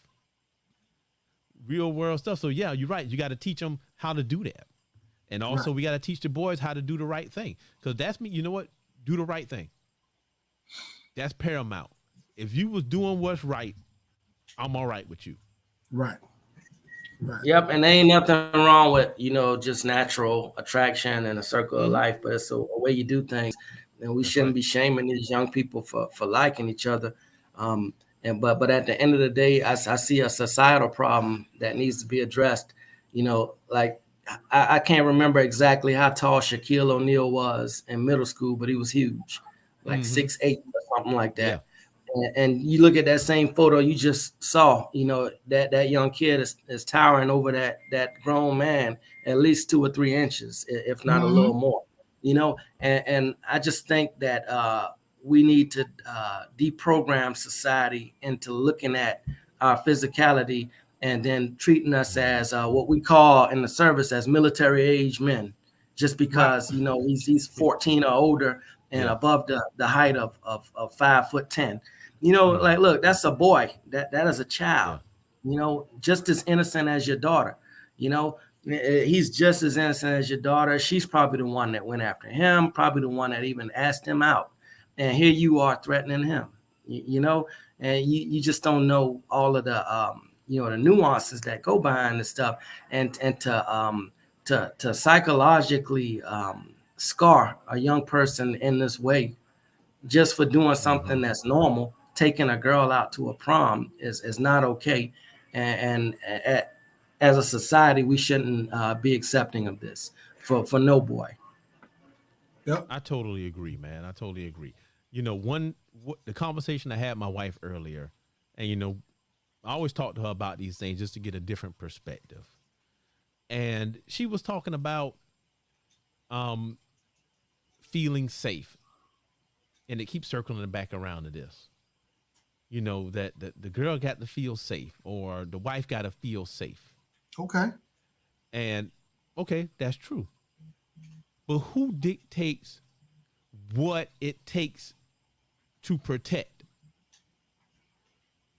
In this instance, we've all agreed that we didn't have to have the gun out. All we got to do is talk to him. Right. Versus this man's wife or the lady's mother or the girl may figure that, well, he need to have the gun out, because if he ain't had the gun out, then I don't feel safe. If he needs to have a gun out to protect his child is not at a place to be going out. If he needs to have a gun out for them to feel safe, she doesn't need to be going out. She hadn't been taught what she needs. She should have been taught in how to determine who should be taking her out. If you need to have a gun out on a teenager, then that's not the teenager that should be in your house in the first place. And your child hasn't been taught how to pick somebody she should be spending her time with. We know that, but the thing I'm getting to is that the person who, the people who don't know that, they have different expectations. And that's where I think it's coming. I think that's where the big thing is coming from. All of the different expectations. So now these dads and these guys trying to fill these expectations that they don't agree with, but they doing it anyway. Or they think that's what they're supposed to do. Yeah, I'm just wondering, just looking at the picture, I ain't a legal expert. I'm just wondering what somebody who is an expert, what laws are being broken in this picture. Right. Because I like to take things down to, to the basics. Is this legal? And if not, what laws are being broken? Because I just see something wrong with this. Child endangerment, because I'm quite sure he's still considered a child off the top of my head. Of course. Well, we have a woman joining us. Let's get a woman's perspective on this particular one. See how a woman feels about this. All right, let's go. Hi, y'all. This has been a great show. I think I've got some feedback because we're in the same room, but I want to know if you guys can address the adultification of Black children. There tends to be a problem with adultifying Black children. They tend to, oh my goodness, I'm sorry, you all. There tends to be a problem with this country where we adultify Black children. Can you all hear me? Yeah. Okay. Yeah, I'm sorry because the whole screen went away. I'm on a device. My apologies. There seems to be a problem with America and the United States with the adultification of Black children. And they always tend to see our young women and our young men as older than they are. They treat young girls, they treat young boys like adults. And there's a whole study on the adultification of Black children where our children aren't given the same graces as children of other races. I also just wanted to give a big up to Chief right there about how sometimes it's the girls. We do have a problem with that. And we have a whole lot of dads that love to, and I'm not saying that they shouldn't do this, but the whole princess myth, we're raising young girls with this sense of entitlement to abuse and disregard the value of their Black men. And he's absolutely right. Young girls do go after and pursue men, especially young girls who are not, especially young non-African American girls. And I'm just going to be honest here. White people fetishize Black people. We're novelties to them. They're curious about it, and so are the young girls. And Black girls are adultified. We've got a lot of problems with how we raise our young Black women.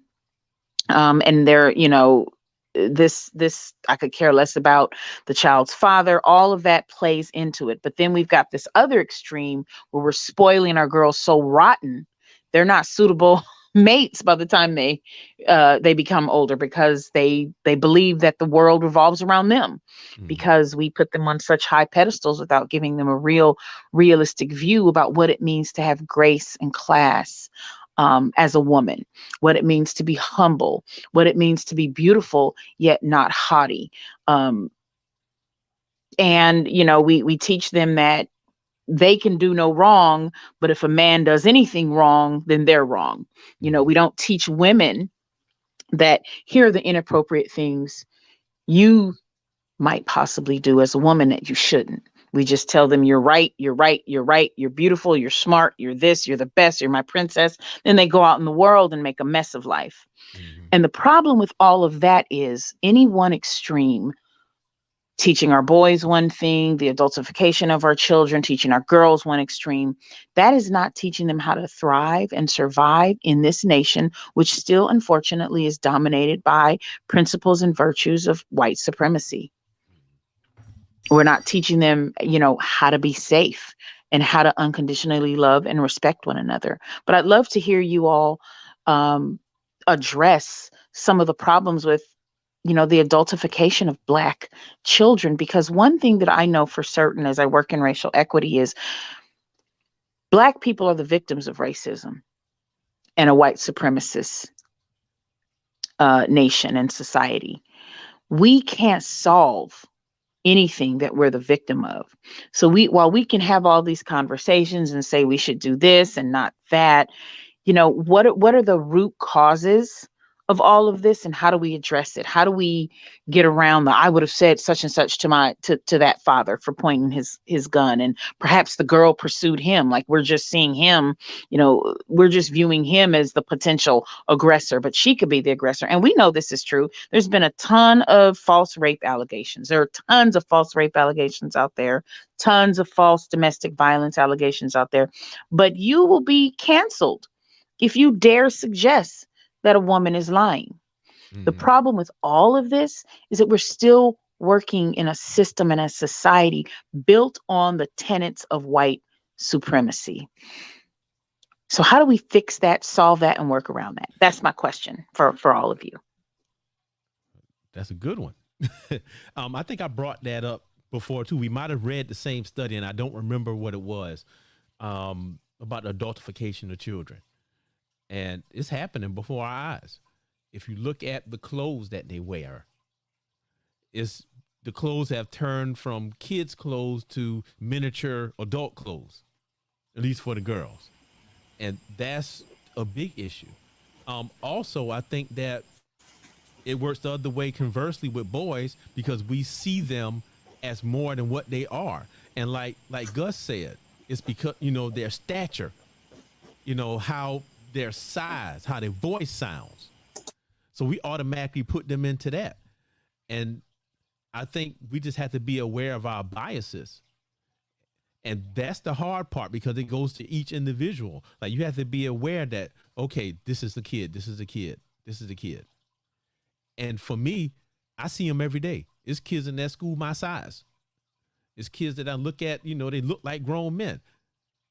And I have to tell myself this is a kid. I have to intentionally do it. So we have to get to a point where we do that. We have to remind ourselves that these are kids. Yeah, that reminding ourselves and also reminding the kids. One of the things that I try not to ever do, your sphere of influence starts at home. So I'll start with my kids, my nephews, the kids that I coach. When they get to talking this nonsense of, I'm 18, I'm grown. Look, being an adult has nothing to do with an age, a specific mark on a calendar or a clock. It's when you can take care of yourself financially. It's when you can make good decisions and maneuver the world without hurting other people, and furthermore, without hurting yourself. That's when you're adult. And I know some 70-year-old people who ain't adults yet in my mind, because they still can't quite figure it out. So I would say at home, starting and culturing our kids that there's not a mark on a calendar or a clock that makes you an adult, first of all. So teaching them how to carry themselves and present themselves to the world, and knowing that you're not grown, right? Just because you're going through puberty, you got some bass in your voice, you are still a kid, and you need to treat adults with a certain level of respect and stay in a kid's place in certain instances, and render proper respect. Yes, sir. Yes, ma'am, and so on. These things will carry you a long way. It's carried me a long way in life. But some of these kids, I mean, me and my wife sitting at a basketball game, and we hear 13 and 14-year-old girls talking like they're 40 years old, cursing in the presence of adults. So I'm always of the mindset of what is it that we can do to help ourselves first. So presentation matters. Now, that's one level of accountability. Now, from there, once we're handling that level of accountability, then we can hold others accountable as to how they treat us, and knowing that, okay, just because this person's 6 foot tall, just throwing out a number, that's still a child who has psychological developmental needs that needs to be addressed. That 6 foot tall person is having a tantrum just like a 2-year-old might be having a tantrum. That doesn't mean choke slam them and pull a gun on them. That means figure out on Maslow's hierarchy of needs what's going on with this individual and get them the help that they need, as you would any child that's crying, that might need, something to eat, or might need, an ailment attended to. So I think it starts in the house and cultivating certain mindsets that you're not an adult when you wake up one day and it's your birthday and you're 18, and then also holding society accountable for making sure that they're treating these kids as people who have developmental needs, that don't know it all yet, and that need to be guided through certain situations in life, rather than accosted or treated like somebody who's violating a law just because of their size, physicality, and looks. I'd love to also just ask this or interject this. You made a good point. When I was born in the 70s and I was raised, my mother said this to me regularly: I'm not your equal. And there's seems to be a pervasive new wave of parenting, and it's prevalent in the Black community, where people are raising their friends and not their children. And there's this whole give respect, get respect. They're making it to where these children think that adults should be bestowing some sort of honor and respect upon them before they have to do it the other way. How do we get back to that? Because I think you just really I just had an epiphany, and you just really made a good point. We've stopped raising our children to have respect for the elders, and society has responded with treating them like they're older than they are. And they're responding with violence. They're responding with adult sentencing. They're responding with IEPs in school and excessive suspensions. But we've got people who are, raising their friends. The women are dressing their daughters like adult women. And then, if older men are hollering at them and trying to get at them, oh, they're, something's wrong. But you've got your 12-year-old and 13-year-old girls in makeup, eyelashes, weaves, fingernails, skin tight clothing. But, and I'll be canceled because they'll say, oh, that's victim blaming. But how do you get around that? You've got, boys are the heads of single mother households, and they're talking crazy. And, it's like, I hate to say this, but it's almost as though Black America is fully a victim of the nigga factory. And Jay Sims the Lion can tell you what that's in reference to, which is to extend Black youth extend Black childhood to age 35. The popular culture in hip hop is to extend our childhood into age 35. We wake up one day at 36 and we've got a couple of kids, and we've just been winging it, but we've raised these kids who are in all this trouble in the school system. But how do we get back to the African village way of doing things, and reverence for your elders? because we took that to school. We didn't shoot schools up in the 80s and the 90s. They shooting them up now though, fighting teachers, tearing up classrooms. These kids are growing up not even afraid of adults, just doing whatever they want. Whose fault? Yeah, I would say that as men, we gotta be men, and just coming up here to the DC area, I've been blessed. Just coaching basketball, I've met 3 or 4 really, really, really good guys, just strong type A personalities who, I learn from everybody I meet, and they'll see these young kids, because obviously they've been in the community longer than me, and when they see them doing wrong, they ain't even got to be their dad. They just walk up and say, "Hey, young man, let me talk about this thing that you're doing," and straighten it out. And I would say that aspect of allowing other people to help raise the kids, using that village mentality is one thing, but also recognizing a simple fact, right? Not to get all into politics, right? But one thing that resonates with me, about this whole big lie thing that Trump had going on about our election being stolen. I was reading an article, and this one journalist equated it back to another thing that happened in Germany years ago with Hitler. Said it's not what's true, it's what you can make people believe. Yep. And what we've done, if we've allowed our culture and our children to make society believe that they are older and more capable than what they truly are, and therefore they're being held to account for living up to those things. And it's not what's true, it's what you can make people believe. So I say just taking some steps back and empowering ourselves through our sphere of influence. It starts at home. I think a lot of people, they wear themselves out mentally by saying, I want to change the world, when they can't even change themselves yet, So whatever's within your sphere of influence, grab a hold of it deliberately. I'm going to make sure that I don't allow my kids to carry themselves that way, and to talk that way, and to be cursing around adults, and to be, dressing inappropriately or age inappropriately. And I'm going to do that. And then the kids that I'm coaching, I'm going to do the same thing for them, and within my sphere of influence. And then from there, hopefully it'll propagate out, into the neighborhood, and then into the county, and then into the city, because we are one of the only cultures that allow our young people to set trends.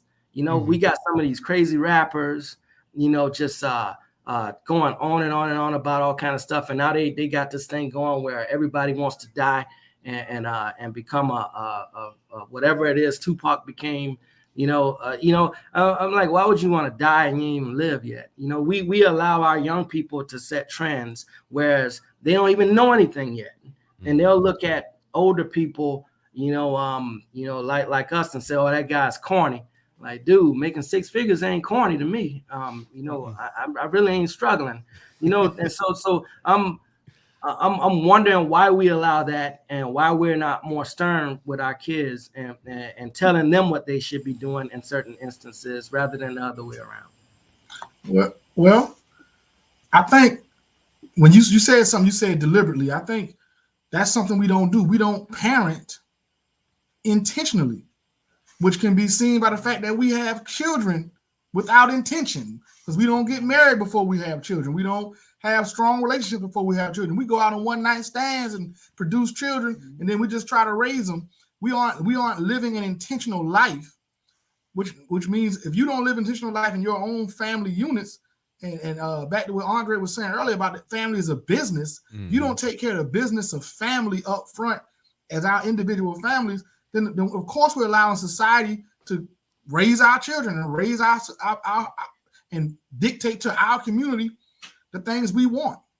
Yeah, you hit it on the head, man. Because me and my wife, people, you're gonna get people who love you to death, and then you're gonna get people who hate you to death when you're doing well. And we struggle just like anybody else.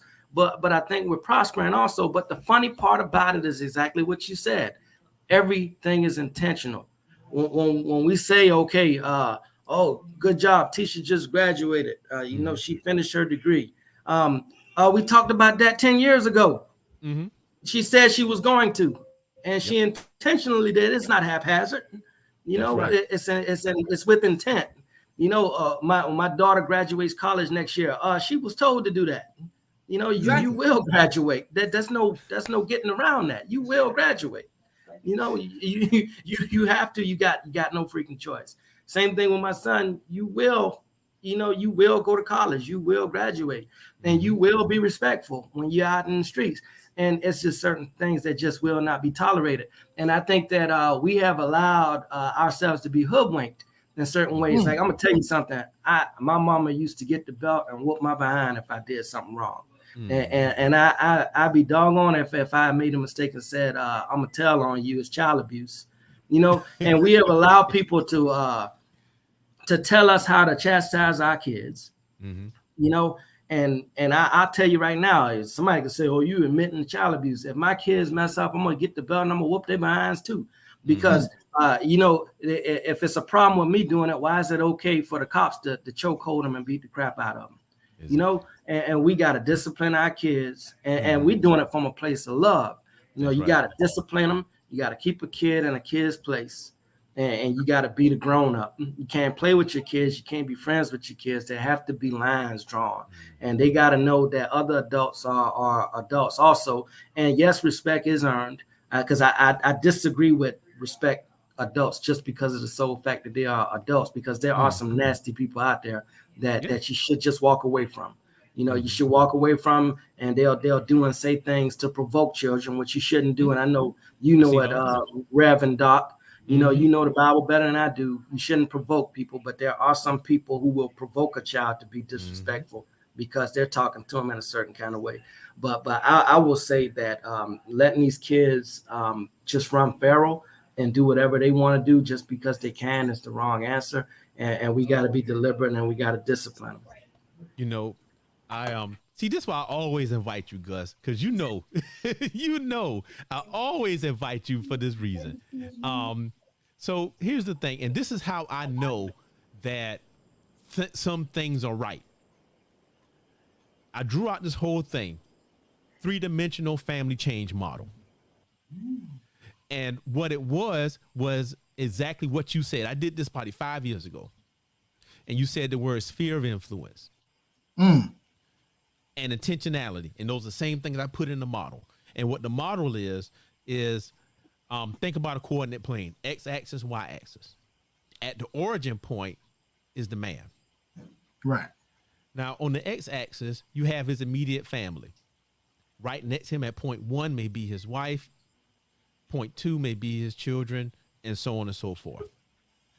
And on the y-axis is people that he has interactions with. Point 1 is best friend. Point 2 is co-workers. So it's like that. Now, everything that's close to the origin, he can touch, and he has influence over. Now, there's a z-axis. Z is time, through time, forward. So this is how it works. If you influence your children, that man in the middle, we change him. He influences his kid. Not only does he change his position, but he influences him throughout all time. Correct. And that's how we make change. And that's exactly what you just said. We got to be intentional about touching the things around us. We got to be intentional about our kids first. Yep. We got to do that. And everything you said, that's how I know I'm right. Because we said the same thing. And with our kids, you absolutely right. Yeah, you are absolutely right. And I think that's good ministry. That's good mentorship. A good model to tell people, because I think a lot of us experience scatterbrain when it comes to certain things. We expend so much energy over things that we cannot change to a fault. You know, but what you can change, what you got direct control over, is yourself, your immediate household. And then, you know, if you're blessed, that sphere of influence will grow. It'll grow exponentially, you know, and then you'll be able to make even bigger change. But it starts right there, and it's an acceptance of our mortality as human beings. You know, I don't have infinite energy. I don't have infinite time. So I need to be really, really a really, really good steward of how I spend my time. And trying to change the world. In many instances, unless you're a blessed person, you end up like Gandhi or Dr. MLK. You're not going to change the world, but you can change yourself in your house right now. But you know how I changed the world? Because I changed those kids one at a time, and they go out and their sphere of influence grow, and then they change somebody else and they grow. So it's infectious. It's like an infection. Absolutely. You know, that's what we teach our kids to do. But definitely, man, we on point. And Andre, what we was talking about, I know you probably missed it, but I'm gonna throw the picture back up and kind of take you through where we were. We talked about this and what's wrong with this picture. You know, about pointing gun. Yeah, see, there you go. Yeah, and how people think that this is acceptable. I mean, is that how old is this picture? It doesn't matter. It doesn't matter, but I'm just saying in reference to, you know, because we are just on the heels of Ahmaud Arbery. Right. I would say looking at the resolution of the picture, it probably happened before that. Lord have mercy.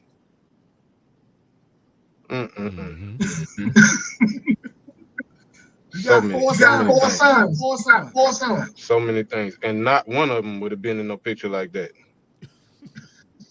You better believe that.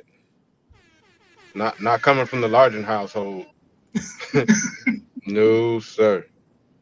Oh Lord, I'm gonna pray for that young king right there, and hope just know that he has made a better decision, and his way of thinking has progressed in such a manner that he knows now, looking back, that, oh my God, I can't believe I allowed that I gave them that kind of power over me in that moment. Yeah, you hit it on the head, man. He should have not gone to the prom with that girl. He should have left that place.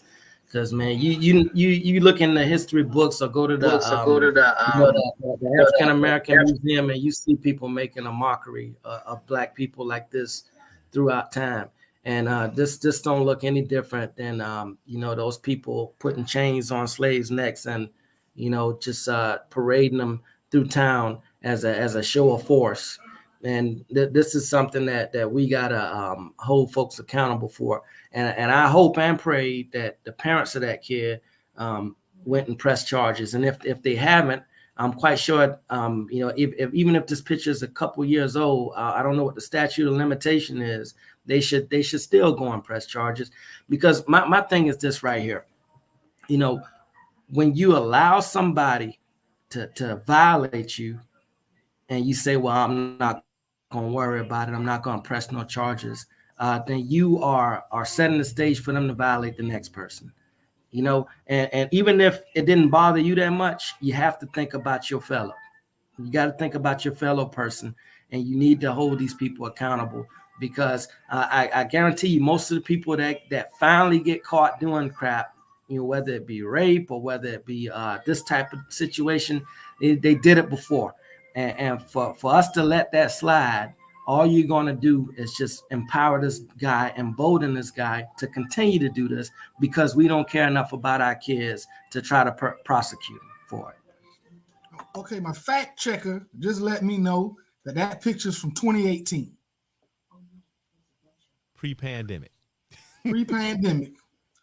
And so I don't think it matters if it was 4 years ago, 5, 10 years ago. The fact that the idea that it's okay to pull a gun on a child is just still ridiculous. And overall, man, as we've been out here, we talked about this for a minute. We're gonna wrap this thing up. That what it really comes down to on an individual basis is how we educate and parent our children. Like Gus said, the thing to teach your child, if anything remotely close to this happens or occurs, is to leave immediately. Mm-hmm. Like, you should leave, inform your parents, and let it go from there. You should respect yourself enough, like Gus said, to not even be involved in that manner. I'm talking about don't go to the prom that night. I know that's your little girlfriend, or you might have really wanted to go with this lady out or whatever. If her parents or her family can't respect you enough, and she doesn't have enough respect, she wasn't raised with enough respect, and you shouldn't be dealing with her. So 100%. That's my opinion on it, and I appreciate all you brothers joining. I love to let y'all go ahead and lay out y'all last few words y'all want to say on it, and we'll get on out of here so we can all enjoy our weekend and have a great time with our families. So if y'all got anything y'all want to say, this is the time. All right, guests go first. Yes. No, I was just saying, man. Thanks for inviting me. I know I don't make it to all of them. Whenever I have a bunch of stuff going on, but thanks for inviting me, and even furthermore, thanks for doing what you guys are doing, because you're reaching people, and then you're aggregating wisdom, and that's gonna really come together to help shape communities within our sphere of influence, so that, at large, we can do better as a people. And the last thing that I will say is nobody's ever going to care about us more than we care about ourselves. So accountability is like the pieces of a puzzle. We can hold ourselves accountable, and we can hold our neighbor and our friends accountable, but we also have some expectations of society to do right by us. So if we're doing the things within the sphere of our influence, and we're holding ourselves to account, then it puts us in a better position to hold others accountable as well. So I think that's where the change starts. It starts locally, and then it spreads far and wide. And thanks again, and I look forward to other talks with you guys. All right. Hey, I appreciate the opportunity. I love what you guys are doing, tackling hard topics that need to be, that need to be navigated, that need to be talked about. I would just say that knowing self-worth is a very big thing, especially in the Black community. You have to know self-worth, and I think if that young man would have knew his self-worth, he wouldn't have put himself in that position. And like Chief said, if we embolden ourselves and our kids, then they'll be empowered to, when they're faced with those kind of moments, to have the strength to say, no, thank you. I don't, you know what? I don't think this is the right place for me. I'm sorry. I respect your daughter. I appreciate the opportunity, but I think I'm going to go home, or I think I'm going to go stag, or whatever. But having that power and knowing that he is better than that picture that they put him in, or that situation that they have him involved with, that he would have the power and knowledge to be like, you know what, I'm okay.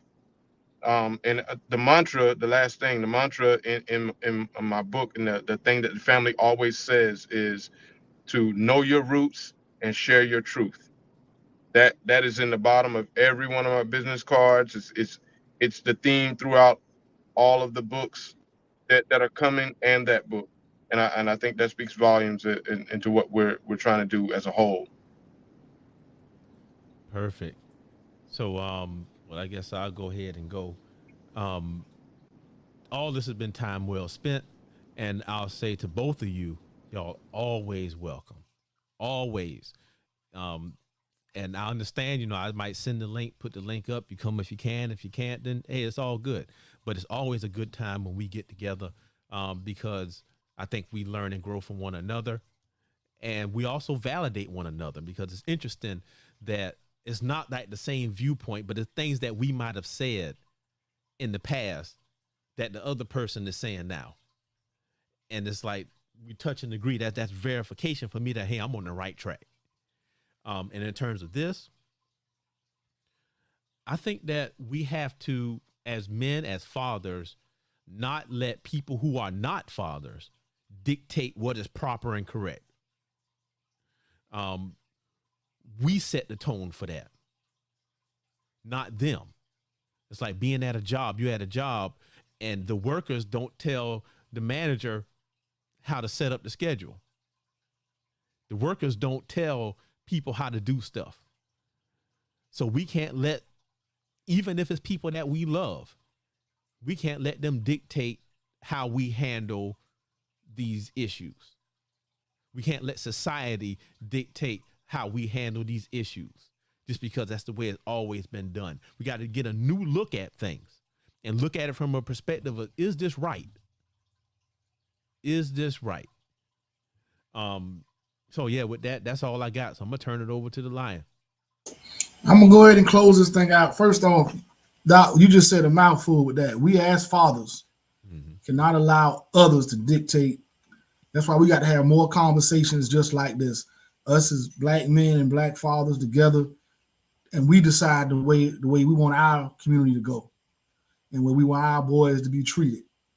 And you saying what you said earlier about the librarian in the school, we need to be outraged about that.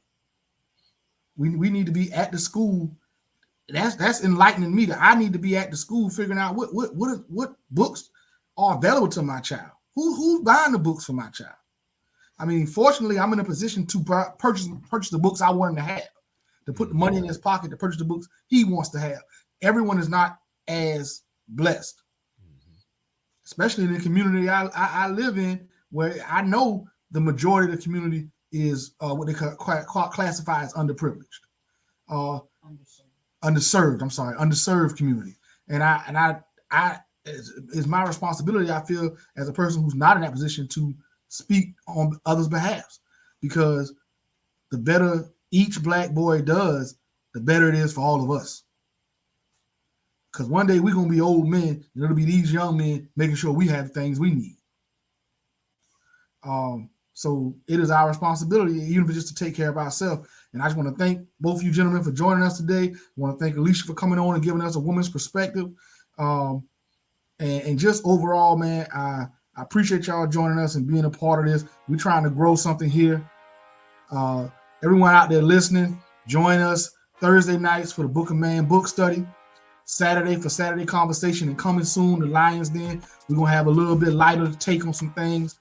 But we had the real conversations here Saturday at 11 a.m. Join us next week. We'll be right back at it. The playoffs, enjoy the playoffs, NBA playoffs going on right now. Enjoy that. We'll see y'all next week. Dre, I hope you're on the way to get that barbecue, because we about to jump in the car. We on the way. All right. We out. We out.